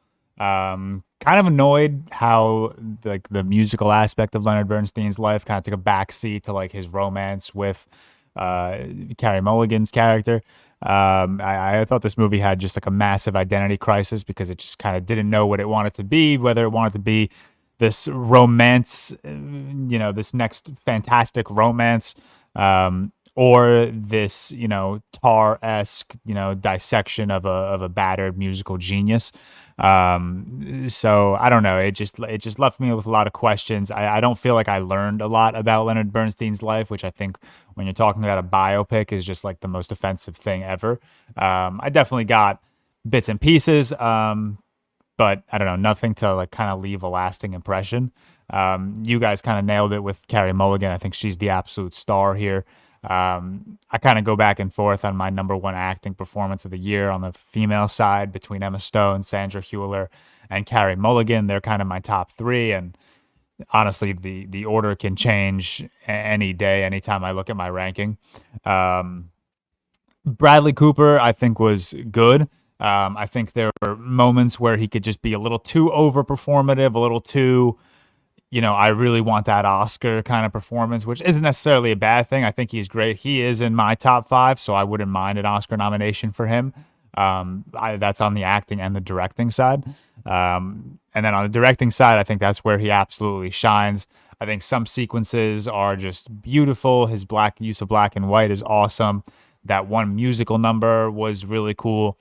So yeah, it was a very all over the place experience for me, where there were aspects of this movie that I really enjoyed, and then there were aspects that I think they could have just done better, or they could have just focused on, one thing more than they do the other. And I'm not saying that as a romance movie this doesn't work. I'm just saying as a biopic, I don't think this necessarily works, because I would have just liked to be a little more in the know of Leonard Bernstein's career as opposed to, everything around his romance with Felicia. I think I ended at a 3.5 out of 5. I want to rewatch it. Like I said last week, I believe there's a lot of new releases this year that I want to rewatch and just kind of reevaluate where my rating stands. And Maestro is definitely one of them. Should have done it this week, honestly, but I was just too busy watching other things. So I ended up at 3.5 out of 5, with a lot of Oscar potential coming out of this movie, I think. Yep. All right, Seth, final take. Yeah, most things have already been said. I think as a biopic, it's pretty box standard in terms of Leonard Bernstein's life. We don't really get much. I also seen like a lot of takes online. I mean, I don't know much about him as a person, what he was like in general, but wouldn't probably surprise people to know apparently this is very tame on his sexuality as well, which is inevitable when it comes to it never like goes into the fact that he's clearly bisexual, but like it just like implies, it just hinges at it, and it just like, and I think that's it's honestly it's quite offensive as someone's character as well. I really think, I think if that's a massive part of his life, it always happens in these sort of films as well. Like it always happens. I can't remember what biopic it was a few years ago, same thing, but whatever. I think it tries to be. Is my guess of what you're thinking. That's the one.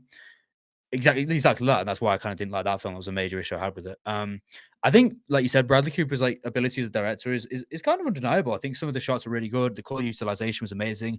I think he knows how to compose an image. There were some shots in this which were really, really nice.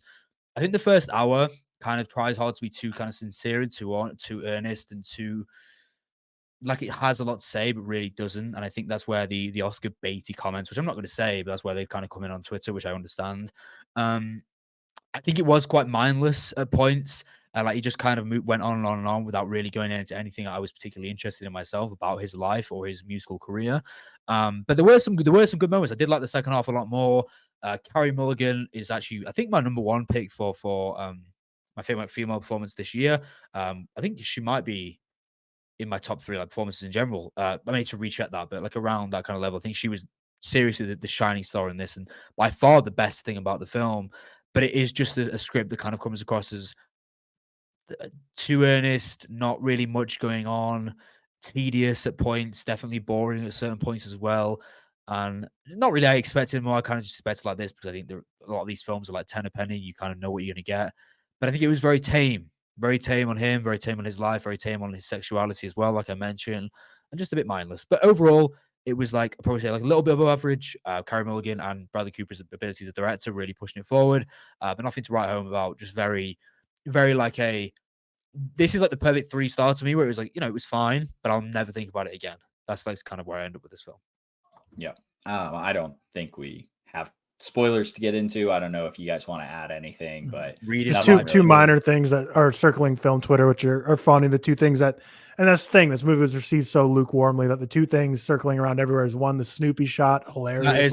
That was why funny did it, yeah, like what so like, and I just don't get that. It just took me so out of the movie when I first saw it. I'm like, what are we doing here? It was like, did it have to be the apartment right there on that day at that time of the day? Like, just so funny. And then the other thing being like the Adam Sandler voice where he's like, I slept with your mother and your father. Billy Madison voice. The Billy Madison. And it's just, that's just perfectly encapsulates how this movie's been received by people in the critics and film Twitter sphere, where it's like, those are the two takeaways, the Macy's Day Parade scene and the Billy Madison voice. I think people in Hollywood, from what I've seen, like, I think people in Hollywood are liking this movie, and I gotta assume it'll be. I think it's going to get nominated for everything that Bradley Cooper wants: Best Picture, Best Director, and Best Actor. But I don't think it'll win any of those. That's my take. That's my guess. But 55 out of 100 for myself. I was teetering with a 2.5, but I think it had more good than bad to drop it down to just like a half movie. A 3 out of 5 for both Seth and Tyler, and then a 3.5 out of 5 from George. So kind of a all around just span right there. But a very okay movie, a fine movie. Moving on to probably the biggest surprise movie of the year, which I'm really pissed I didn't go see this. I told you guys when I was in Texas, I had the opportunity to see the Iron Claw a week early, and then we had a work dinner that night. So I opted to go to a work dinner, meet and greet with people, and just get to know them a little bit better. Should have gone and seen this, but a work dinner you need to go to, kind of thing. But Tyler went and saw the Iron Claw, the true story of the inseparable Van Erich brothers, who make history in an intensely competitive world of professional wrestling in the early 1980s. Through tragedy and triumph under the shadow of their domineering father and coach, the brothers seek larger than life immorality on the biggest stage in sports. Tyler, give us your quick thoughts, but if I may ask, maybe we all review this next week, because I don't know if there's a whole lot of releases in the next week. Maybe if we can get to the theater, I'd really like to see. I'm going to keep it super high level, not even getting close to spoilers, because we release the ReelTok nominations next week. I would love if one or two of you were able to see it before then, and obviously the UK, we're not going to see it for a while. But again, if we aren't able to see it, we aren't able to nominate it in the ReelTok Awards, then again, that kind of plays to what I was saying before we click record, where it's like, if you're releasing a movie this late and not going to give it internationally, the Oscars are very Western biased. We're an international pod. We need the UK releases to keep up with stuff. We want to get them proper nominations. So going to keep it super high level, because not only you guys, I want everyone listening to go see it, because it's my number 2 movie of the year now. It's right behind Oppenheimer. It's fantastic. And again, Zac Efron absolutely deserves to be an Oscar nominee for Best Actor for his performance in this. Well, that's the thing. Like I was saying before we record the pod, I think this just is too late in the year. Like, everyone's already kind of locked in their nominees, their voting ballots, all that. And I this, more than just him, like supporting actor Holt McCallany as the father absolutely deserves it. Jeremy Allen White's great. Everyone in the cast is great, but Holt McCallany as the father specifically, Fritz von Erich, he deserves to be nominated for Best Supporting Actor. Zac Efron, Best Actor, because the movie mostly focuses on Zac Efron's character, but it's just a devastating movie. Just people on a quest for greatness at their father's behest, who was a professional wrestler that never reached the world heavyweight championship level. So his kind of life's mission then was to breed his sons to make them do what he was never able to do. and this whole movie is kind of about the sons trying to carry on that legacy. It's a super sad story, but I was looking up stuff on Wikipedia after, because I'm not familiar with the Von Erichs. It's a story that I know a lot of people in professional wrestling are very familiar with, but the real life story is even worse. Like the movie itself is so unbelievable to where, like, if it wasn't a true story, you'd be like, that's just like too much. Like, it wouldn't actually be that way. And then you look up what actually happened, even worse. And it's just crazy because, like, the director of the movie is like, yeah, we wanted to add it all in, but like at some point you just have to tell a story. And it just, I haven't looked it up yet. I don't know. I went in so blind, and I was so worried I was going to get spoiled, because I know, like, the general thing that happens, but I don't know. I don't know a thing about. I'm going to say thumbs up to the wrestling community, because I feel like a lot of different communities, when they're finally getting movies made, like whether it's like racing or anything like that, wrestling community has been super positive about this movie in terms of, like, none of them have been spoiling. Like, they all know the Von Erich story. Like, if you're a wrestling fan, like, everyone knows what happens. But I didn't see any, and I follow a lot. There's a lot of people on movie Twitter, like, you know, like Alex, Evan. There's a lot of people that are big wrestling fans. No one was really talking about the Von Erichs, like, spoiling anything. Like, everyone's super open to this movie coming out and everyone experiencing it for the first time. So shout out to the wrestling community for not spoiling anything and allowing people to experience this blindly. But man, these actors were just great together. I think Zac Efron, I remember when I watched whatever that TV show is, I can't remember what it's called, where him and that guy kind of go around the world.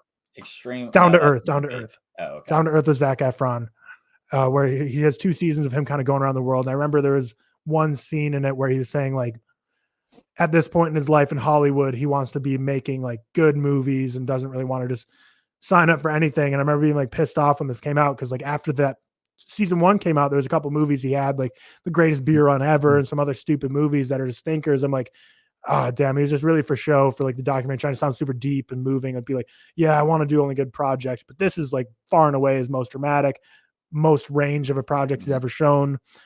Great choice for him to be in this as Kevin Von Erich, the oldest of the family, quote unquote.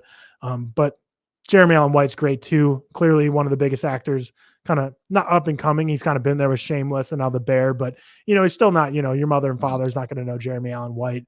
And then Harris Dickinson is probably the least known of the main 3, but was great in Kingsman and Kings. He was in The King's Man. The King's Man, sorry. The least watched one, and then one that teases. It's on tip of my tongue. The Ruben Östlund film from last year, Triangle of Sadness. And he's in Scrapper this year and was great. So he's starting to get his flowers. He's in that TV show on FX now with Emma Corrin. But so he's getting up there. But he deserves all the flowers in the world too. And I think the editing in this is incredible. There's some crossfades that are just so immaculate, so heartbreaking, and the cinematography and editing is great. Like I said, there'd be a couple acting nominations that should be, like, if this movie came out in October, November, I think it'd be shoe in to get at least one actor or Zac Efron would be the best actor nominee. And then there's a couple people that could have maybe snuck in for supporting actor, Holt McCallany or Jeremy Allen White. And then the mother too, Maura Tierney. She's in the movie for like 10 minutes. Like, she's very far and few between, but like in terms of like emotion per minute of the movie she's in, every time she's on screen, it's so impactful. So she does incredible as well. I think the main issue here is the runtime. Like I said, the real life story is even more heartbreaking. There's a lot more they could have went into. How long is it? It's just over 2 hours. I think this could have been a 3-hour movie because there's a lot of stuff that feels a little rushed in this. And also, I feel like we never really got a good sense of how big of superstars they were in the wrestling community, because these were like legends. Like, they were all the family was inducted in the Hall of Fame. They were in the 90s, 80s. They were like the biggest name in worldwide wrestling sports entertainment. And I never really felt like that gravity. We never really felt like they were the biggest superstars in the world. It always kind of felt like they had their own thing going on in Dallas.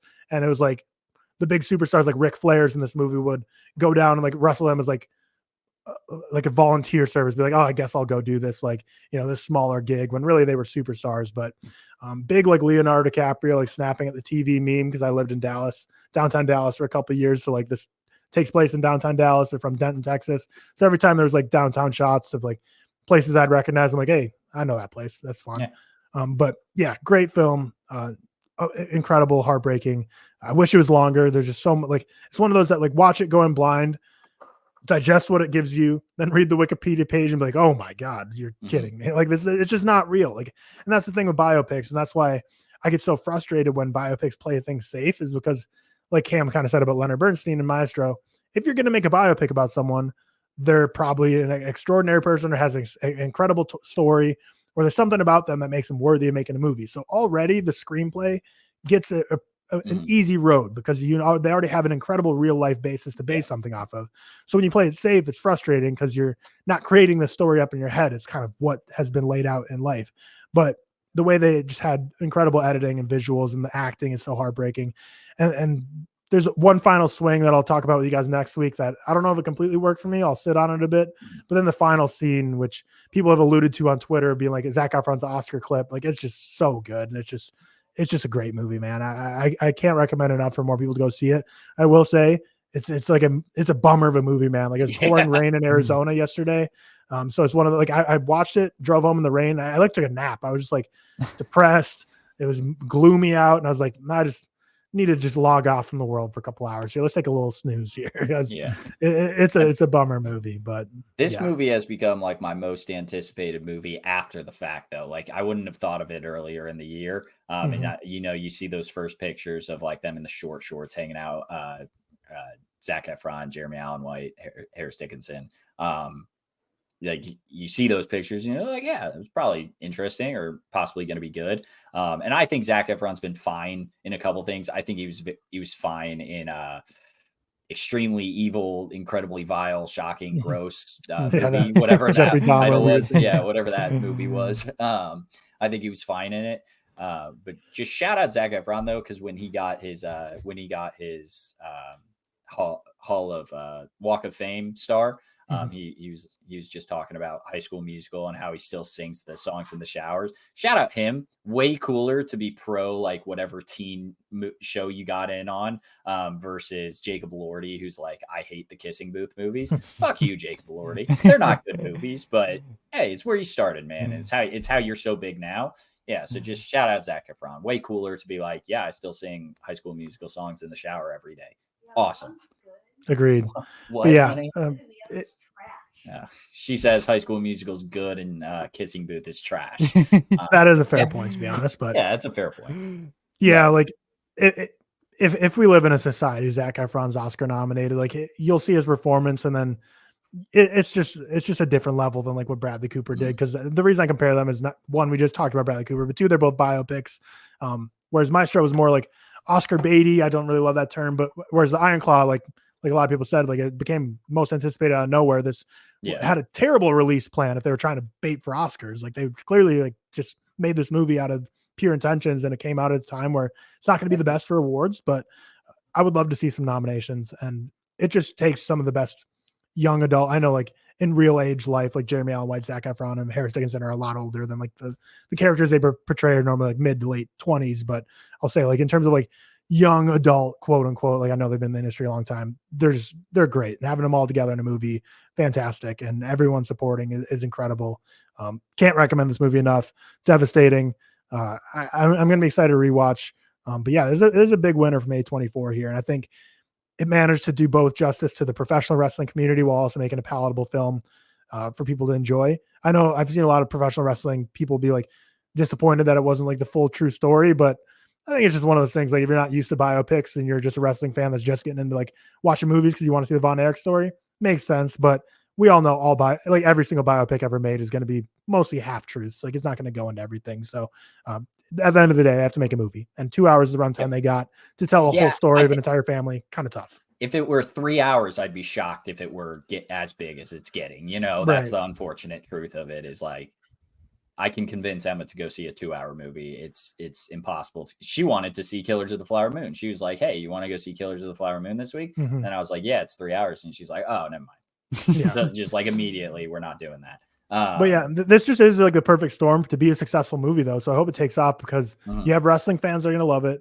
It's an A24 film starring people we grew up with, like, Zac Efron, whereas like also big time shows like Shameless and The Bear for Jeremy Allen White. So people like our age are going to be really wanting to see it for that. Plus the A24 branding is undeniable, whether you like it or not. And then for older people, like there's a story that happened in the 80s and the 90s. Wrestling, there's still a huge industry, but it was like an insane different world back then, where it was like everything. Like it was like probably as big as like, UFC is today or whatever. Probably way bigger. Never mind. UFC is still kind of like niche-ish, but yeah, so I think it's just like all age groups are going to love this. Like it's at the same time, people our age, but also kind of like a dad movie, because it is wrestling, people they probably grew up with knowing. So yeah, can't say enough good things. I'll leave it there. 4.5 stars for me, second of the year. Fantastic movie. Huge surprise. Like I said, I knew I was going to like it, just because there's really not a single negative reaction going into it, but didn't think I was going to like it this much. Excited to hear you guys' thoughts if we talk it next week or whenever we go over it. But I'll end it there and I'll go into Anyone But You quickly. Huge surprise for me. Huge fan of this one. So Sydney Powell, I keep saying Sydney Powell, Sydney Sweeney, Glenn Powell, could be Sydney Powell if she broke up his engagement or his girlfriend, maybe she hops over and they make the rumors true and get together. But yeah, it's like, why do you doubt a rom-com when there's just two super hot people in it? But beyond that, it's just a great story. In terms of like rom-coms, you can just take two hot people and throw them in a movie and you'll make some money and people will watch it. And that's kind of what people have been doing in rom-coms the past. But these are the hot people, right? Yeah, the hot, like just a man, like just hot people. Like I went to a dine-in theater for it, which I rarely go to. I didn't get any food because it was going to make me feel shitty about myself. But they should have like protein shakes and Ozempic as like the options as a dine-in movie to this, because like these people are just too good looking to be on your screen. It's just, I was in like the front row too. I was like, oh my god, these people are insane. But it's a Shakespearean rom-com loosely based on Much Ado About Nothing, so kind of paying homage to a lot of like 90s rom-coms, like 10 Things I Hate About You, that kind of playing into the Shakespeare angle works well for rom-coms. I think it really works well here. They do a lot of creative title card switches based on kind of like the different acts they're going into the play. But yeah, I feel like the 2000s and 2010s and then the 90s too were like kind of peak rom-com era. And we've just really fallen off to where the last 10 years or so, we've really just kind of thrown two names that are big, but not the biggest in a movie. And they're enough to get people in the seats to turn it on, but we're not going to really, from there, we're just going to kind of just lifelessly throw a script at it.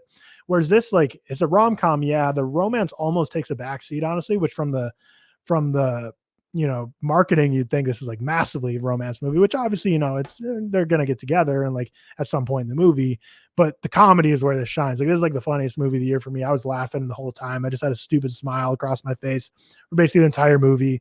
I thought the comedy was just hitting on all beats. And I feel like I'm like a relatively harsh critic when it comes to comedy, but this, I love this. It was just made me so happy inside. And the funny thing is, like, and it's not like we care what other people rate a movie to influence our ratings, but I saw this like when like no one I was mutuals with had rated it, and I was like, am I like insane for giving this a 4-star right now? But like K Meeks and a couple other people end up seeing it, and they're giving it high scores too. So I'm glad it's like a relatively liked movie. And I was like, I just enjoyed it so much. And Glenn Powell's great, Sydney Sweeney's awesome, and the supporting cast is so perfectly used. Like they add to the story while letting Glenn Powell and Sydney Sweeney shine, but they also have their own comedic elements, but you kind of never get too detracted where, kind of like we talked about with Wonka last week, where like if they misuse Keegan-Michael Key and have way too much of him, you'd be like, oh, this is just like really just annoying and kind of grating and making the main storyline suffer. But none of them in this do. Fun setting in Australia. Basically, I mean, just the quick setup is like, they hooked up one night and then don't see each other for another few years. And then, there's two women that are getting married, and Glenn Powell's on one side of the wedding party, Sydney Sweeney's on the other. So then they have to get rekindled by going to the same wedding from different sides, because the two people ended up marrying each other.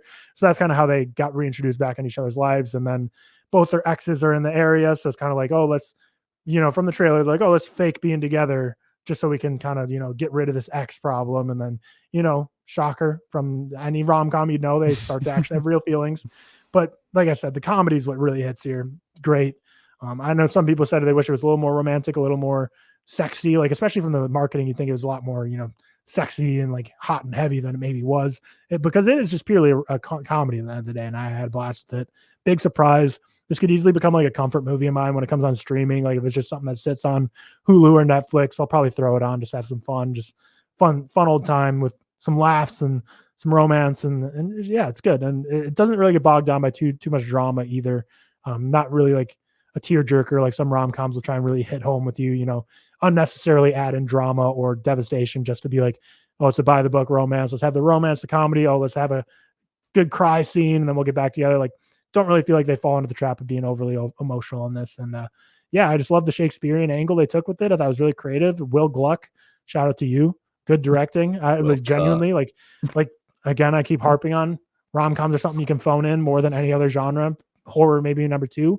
So when you see a good one, it really makes you appreciate it, because it's a genre that's so littered with crud. So No Hard Feelings didn't really catch on. And, everyone says like No Hard Feelings and Joyride are like the return of the raunchy rom-coms. I wouldn't say this is a raunchy rom-com. I'd say this is like the return of like the true rom-com that we know and love. And I think, I hope this kind of takes off and does well, because I would love to see more movies that are given actual care and attention like this in the rom-com genre, which has kind of been starved for a few years. But Anyone But You, 4 stars, huge surprise of the year for me. I had a blast with this.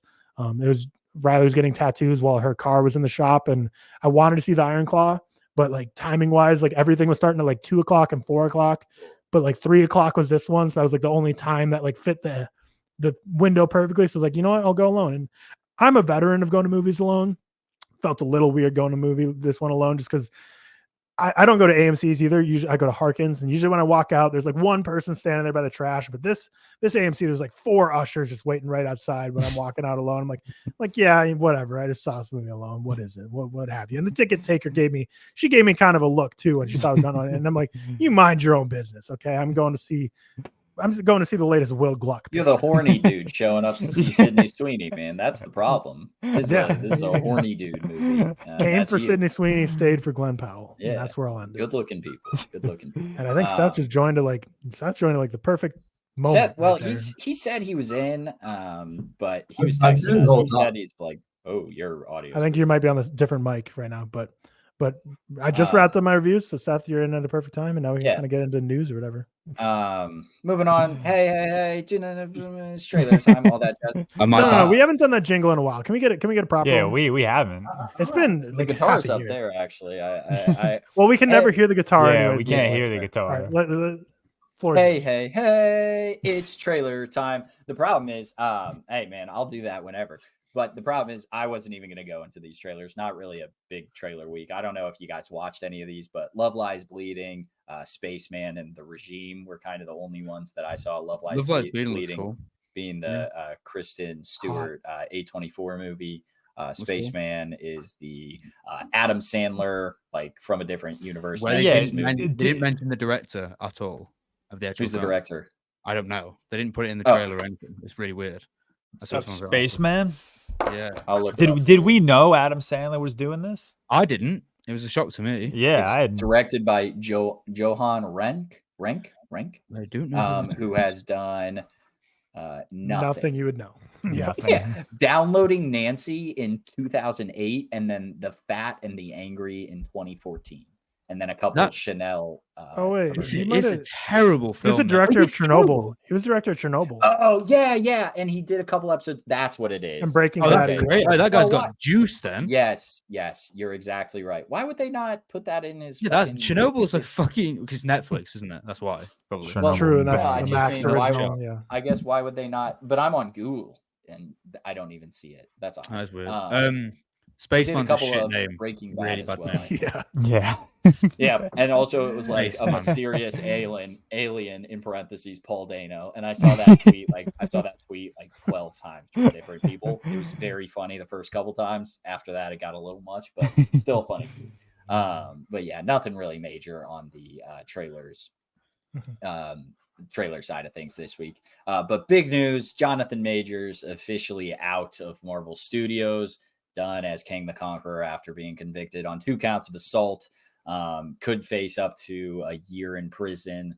I think February is when they announced that. Yeah, I think that's when sentencing is. Sentencing. Yep.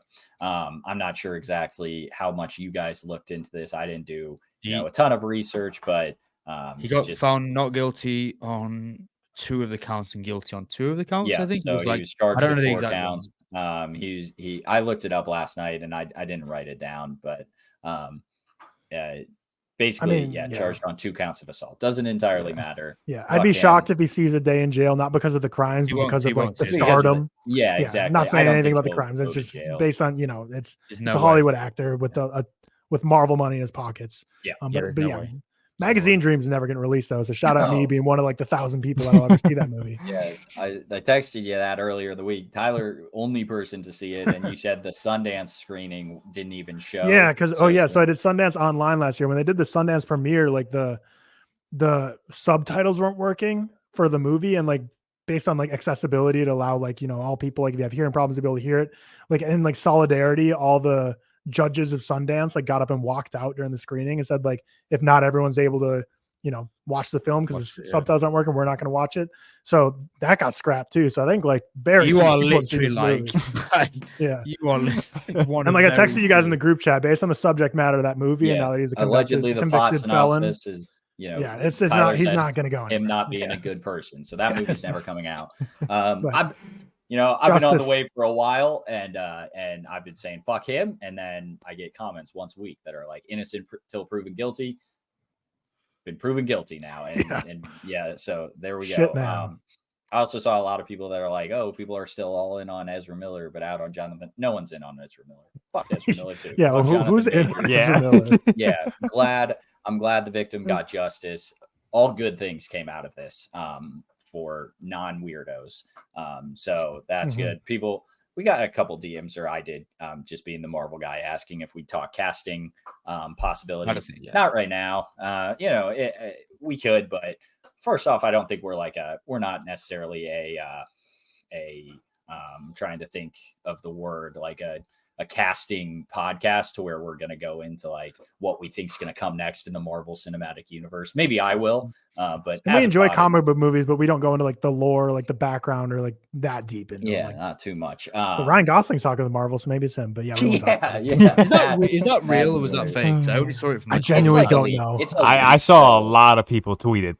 I only saw it from like the Hollywood Handle, and they're a bit like, I don't know. Yeah, it's a leak. So how true is it, or a rumor? How true is it? Probably not. But like getting Ryan Gosling, and Ryan Gosling's always memed as like get him in, and like, have you ever seen like his like the image Black of him Panther edited as Black Panther?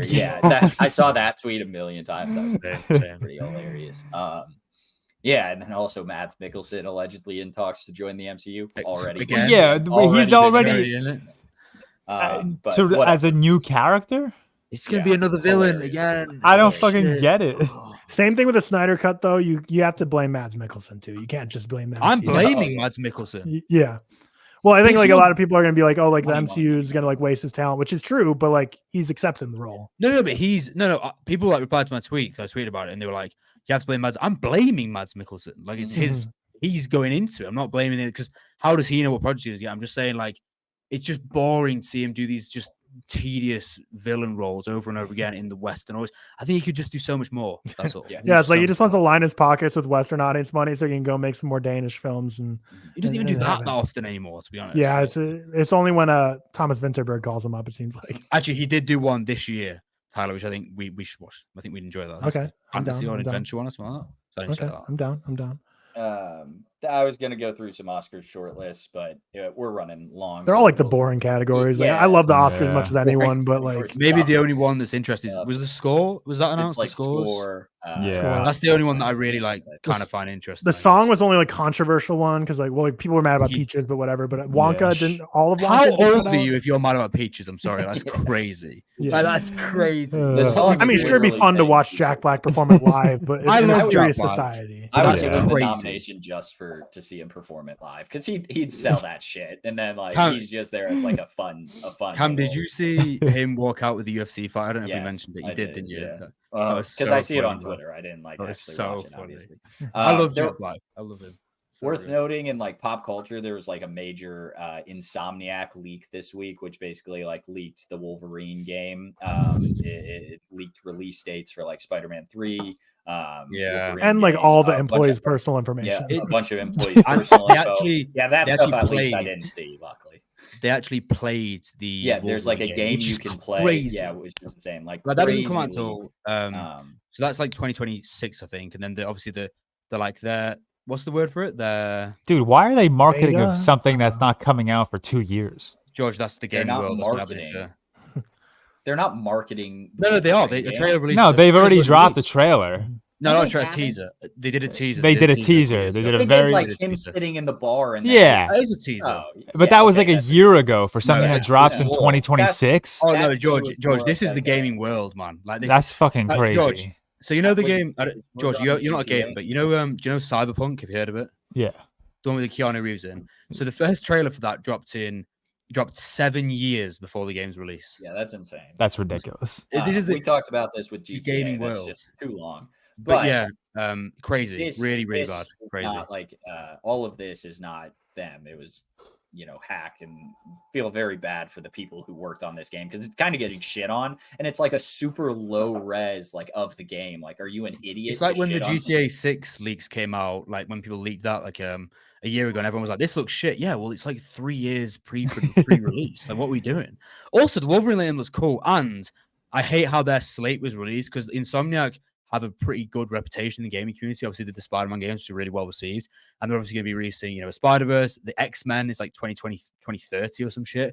But it's just really shit for them as gaming developers, and it really takes away a lot of what they market, a lot of the money, a lot of the social material. And if you do that, you're just like a piece of shit, like in general. And leaking the employees' info and stuff.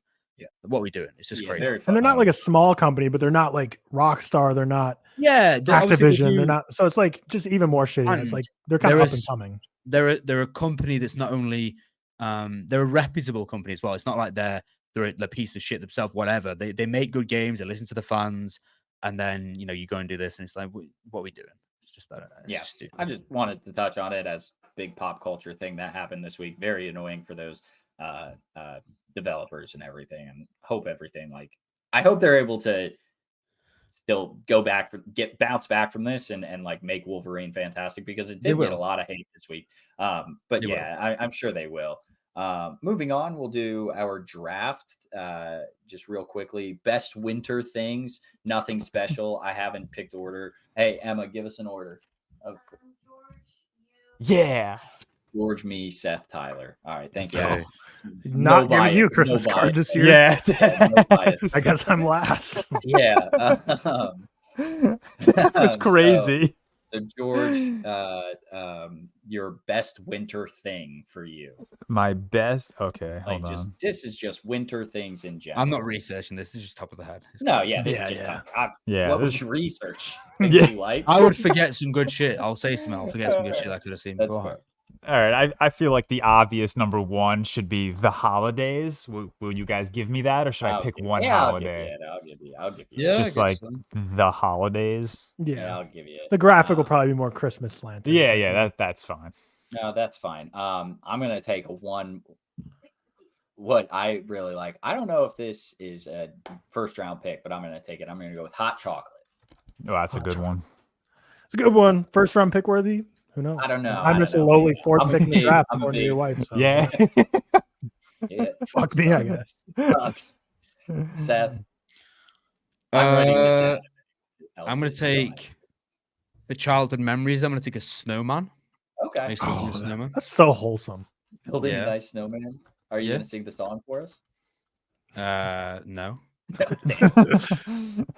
Okay. So I get back to back here. Yeah.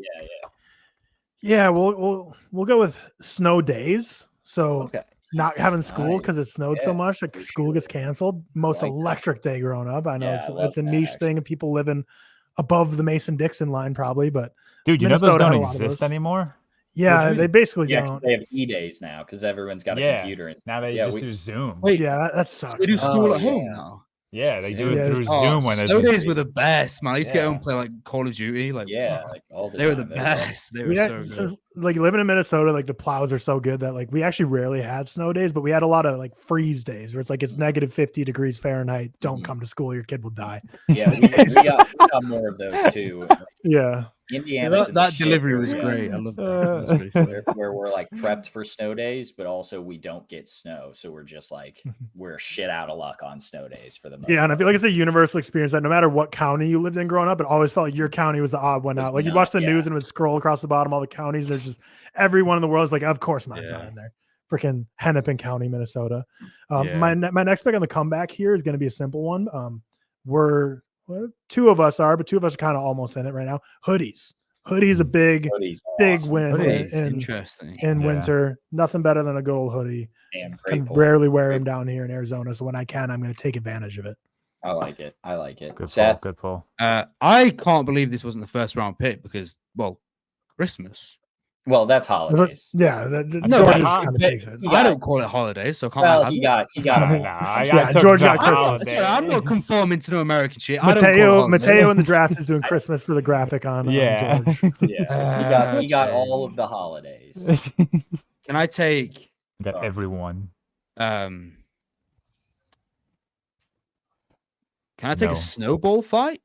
Yeah, of Yeah. course. I used to love that snow shit, guy. man. I'll take that. I used to love that shit. Wholesome I'll do a memories snow in guy. Seth's draft. Yeah. All right, Well, it's not myself, it's like 10 years, but yeah. I'm gonna take George's like route, and I'm taking everything. So you guys are screwed. I'm gonna take just Christmas movies. Oh fuck! I was gonna do that. That's Oh, fair, okay. that's fair. That was Otherwise, this would become like a Christmas movie draft if you would have picked one and then be Exactly. like, oh, I want to pick Yeah. one. So yeah, Yeah, you can have exactly. Christmas movies. God damn it! So we got to think a little outside of the box here. Now, George, you have two. I mean, now we're getting to. I actually think we did it absolutely- last year, like an all things Christmas draft, and it ended up being like half of our picks were just different Christmas movies. So I'm glad we're doing it. a little Were different. Oh they? yeah. Yeah, I do we remember did that do now. I did Home Alone 1 and 2. Yeah. I remember that. God. You know, my problem is I fucking hate the winter time. So like, I don't mind it. all right, I guess I'll take sledding off the board. Oh Yeah, no! So I sledding was is giving my little snow electric. run. Yeah, sorry. I used to love that shit. I guess sledding will be on my board. Yeah. Oh, do you call it sledding? Yeah, what do you call it? Sledging. Oh, No way. That's not real. You're lying That's to just us. stupid. What's the difference? I don't know. A G. Yeah, sledging That's sounds the better. difference. Sounds better. George, one more. All right, one more. I'm gonna go with, and you guys tell me if you would include this in the holidays, but I'm gonna go with like setting up your Christmas tree, like putting the ornaments on. No. that sounds like the decorating, lights. All right. decorating the Christmas tree. Yeah, decorating the Christmas tree. For me, probably not great that this is a third round pick, but definitely deserves to be picked. I'm just gonna put like seeing family. Yeah, Yeah, it's kind of a good one. Probably should have been a little higher. but probably that's should have all been right. higher. That's all right. Seth. Can I take? I'll take. Christmas dinner. Yeah, Okay. yeah, that's Yeah. definitely a pick. I'll give you just all holiday dinner. I'm Just cooking. what I- Yeah, Riley's working the night before Christmas Eve, I guess I would be. So she'll be sleeping most of Christmas. I'm going to be cooking a big old Christmas dinner on my own, Are you doing like for turkey? her. But no, I'm doing ham, doing Okay. some potatoes, some Yeah, cranberries, turkey's some the best. Are you a Turkey. good- mac and are you a good cheese. cook? I'm like a fine cook. Like I'm capable. I'm not going to do anything crazy, but I'm also not going to like burn the house down. Nice. You might with a turkey. Yeah, I'm not doing turkey. Yeah, Thankfully, you I'm might just- do turkey. it would be dry as hell. True. I will go snowboarding. Big fan of That's a good one. snowboarding. I guess like we'll also Snowboarding's take skiing in that. hard. You guys are taking group ones. Snowboarding and skiing are similar enough. Yeah, They're yeah. basically the same thing. And then I will go with New Year's resolutions because it's for like a week. You have hope and They're glimmer. so You're like, shit, this is though. my year. And then Yeah. so the 51 weeks of failing your New Year's resolution are worth it for that 1 week where you're like, oh, I'm gonna be a super athlete. I'm gonna be the Yeah. most productive man. I'm gonna become CEO. I'm gonna become a millionaire. That's the best week when you have optimism. Like January 1st, that week, you're crushing your goals. And then after I like that, Yeah, it falls off. after that, it's you don't. Yeah. I like the poll. Seth?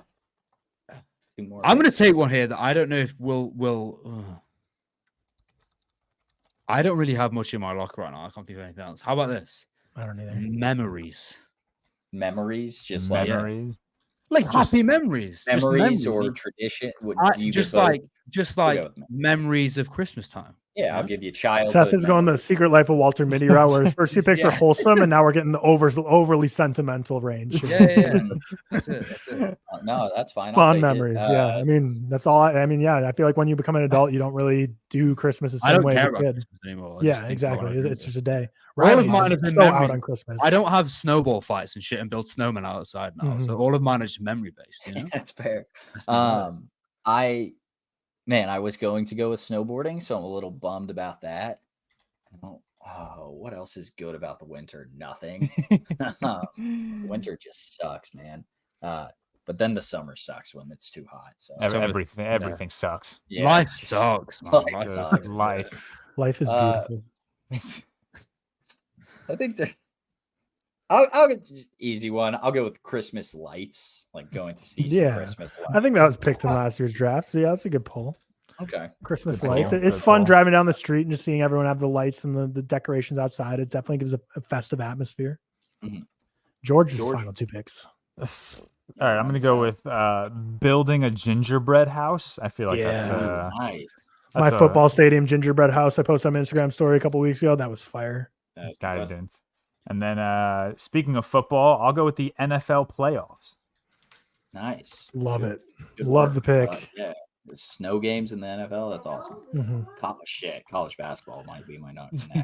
Seth, do you have snow over there in the UK? Because I know in most of America right now, it's like a very snowless. Oh, winter now right I thought you meant ever. No, right now, because there's a lot of like even the places that are normally shoo-ins for snow here. Are not getting snow here. We had a bit of snow like 2 weeks ago, but it only set for like a day or two. We've not got it right now at all. We've had like a little bit this year. Depressing. We've I not feel had like a lot in a couple of years now, I think. I feel like the seasons are just shifting to the right, and I don't like it. We're not getting white Christmases anymore, but we're getting snow later in the year than normal, like April. Yeah. Cam's final pick. Yeah, my final pick. I like had my head too wrapped around like Christmas stuff, and holidays and such. I would have gone with Christmas cookies or just like the cookies my Emma makes. They're fantastic. They're like my favorite sugar cookies. But I'm just gonna go with Purdue basketball instead because that relates to my pick. I like it. Yeah, it's fine. Okay. Go Boilers. So I'm going to take the cam route for that. I'm going to say the final UFC pay-per-view of the year because it's always a good one. Last one in December, always a great one. The one last week would be the one that qualifies for that. Exactly. Yes. It was great. We were texting the whole time. That was a good time. Well, it could have been better, but you know, even Tyler, like you said, you knew a lot of the names on there. That's how you know that they're good at this time of the year. Mhm. Can I tell you all something? It was probably high school when I learned that it wasn't pay-per-view. It was like pay-per. No, I would say I thought it was pay-per-view for so I think I was the long. same boat. Yeah, Everyone probably thought that. Okay, that makes me feel better. I was like, wow, it's pay-per-view. Yeah, okay, I thought cool. Yeah, It Tyler, was like your final paper, like pick. money. I just brought up a random memory. I remember as a kid, I saved all my money as like a 12-year-old for $40 to give to my dad to get like WWE SummerSlam, and he still said no. Tough scenes. Tough scenes. Final pick is gonna be days off work. Like you don't have to take PTO. You just get free days off work. Yeah, that's actually crazy. How no one told that. For people in the corporate world. I know we have some people that are like not really quite in the corporate world yet, so maybe not like the best pick for our audience, but people that are, it's a good pick. It's great that you get days off work without taking PTO. And if you're like working a remote job like me, like I'm working Wednesday, Thursday next week, but everyone's off. So those are gonna be like chillest days. Paid time off. So like you get a certain allotment and you have to use it up when you take a vacation. But how many days do you get there? That's an interesting question. Depends on the company widely, but for me, I get like 3 weeks, like 15 days a year that you can just kind of add in. Really? Oh shit. Do you get way more? 2025 mostly. Yeah, I was here about like European countries. Like we get like 70 days PTO in Norway. Some companies. My sister worked at a company that got like 6 weeks vacation in a year. The new scam is unlimited PTO because that's the new scam where companies will be like, you can have unlimited PTO, but then like anytime you try to take it, they're like, you sure you want to be taking that? Yeah, no, it's unlimited. It's unlimited PTO, but you got to make sure like you're not doing it every week. You know. Yeah. My sister had like 5 weeks vacation, but then she like didn't have sick days. Which, you know, you can always take a sick day if you can, you know, and then just get yelled at about it. But like I have 3 weeks and then like 5 days of sick days or whatever, you know, whatever. But great draft, George. Took holiday sledding, decorating the Christmas tree, building a gingerbread house, and then NFL playoffs. Myself, I took hot chocolate, Christmas movies, seeing a family, Christmas lights, Purdue basketball, which might be number one. Should have put that. Seth took snowmen, snowball fights, holiday dinner, childhood memories, final UFC pay-per-view of the year, and then Tyler, snow days, hoodies, snowboarding, New Year's resolution, and then days off work. Fantastic draft. Before we depart for this episode, I've been meaning to tell this. I forgot to tell you guys. I entered the last hour of May, December, right while Emma was watching. Ruined the movie for her. Didn't realize she wasn't at the point where Charles Melton's character sleeps with Natalie Portman. Spoiled that for her on that one. So that's my bad. And now you've just spoiled it for everyone listening as well. Yeah. Well, if you're listening to this pod, you probably have seen it at this point. It's on Netflix. So I would assume most people listening to this have probably seen it. But yeah, spoiled that for her. And she was like, what the fuck? I haven't gotten to that. So that's my bad. Probably ruined the viewing experience a little bit. But like we mentioned earlier, doing a Jeopardy game for real quick, Manchester by the Sea, recommended by Ryan Bate. And then Isaac created a Jeopardy board. So those will be the real quicks this week. Have a very happy holidays. If you're with family, fantastic. If you're not, feel free to reach out to us. If you need something to do, we'll chit chat on in direct messages or something. Not always, but sometimes. Hope everyone's mental health is good. Hope everyone's doing well physically, Hope everyone's happy, healthy, all that jazz. Have a nice one. Peace. Go Boilers. And I will go through our executive producers. Oh, yeah, nice. Good shit.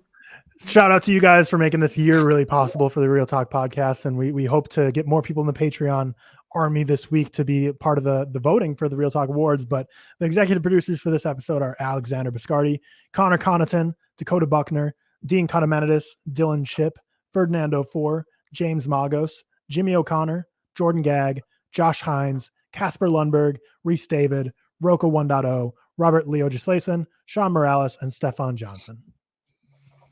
Nice. Peace out.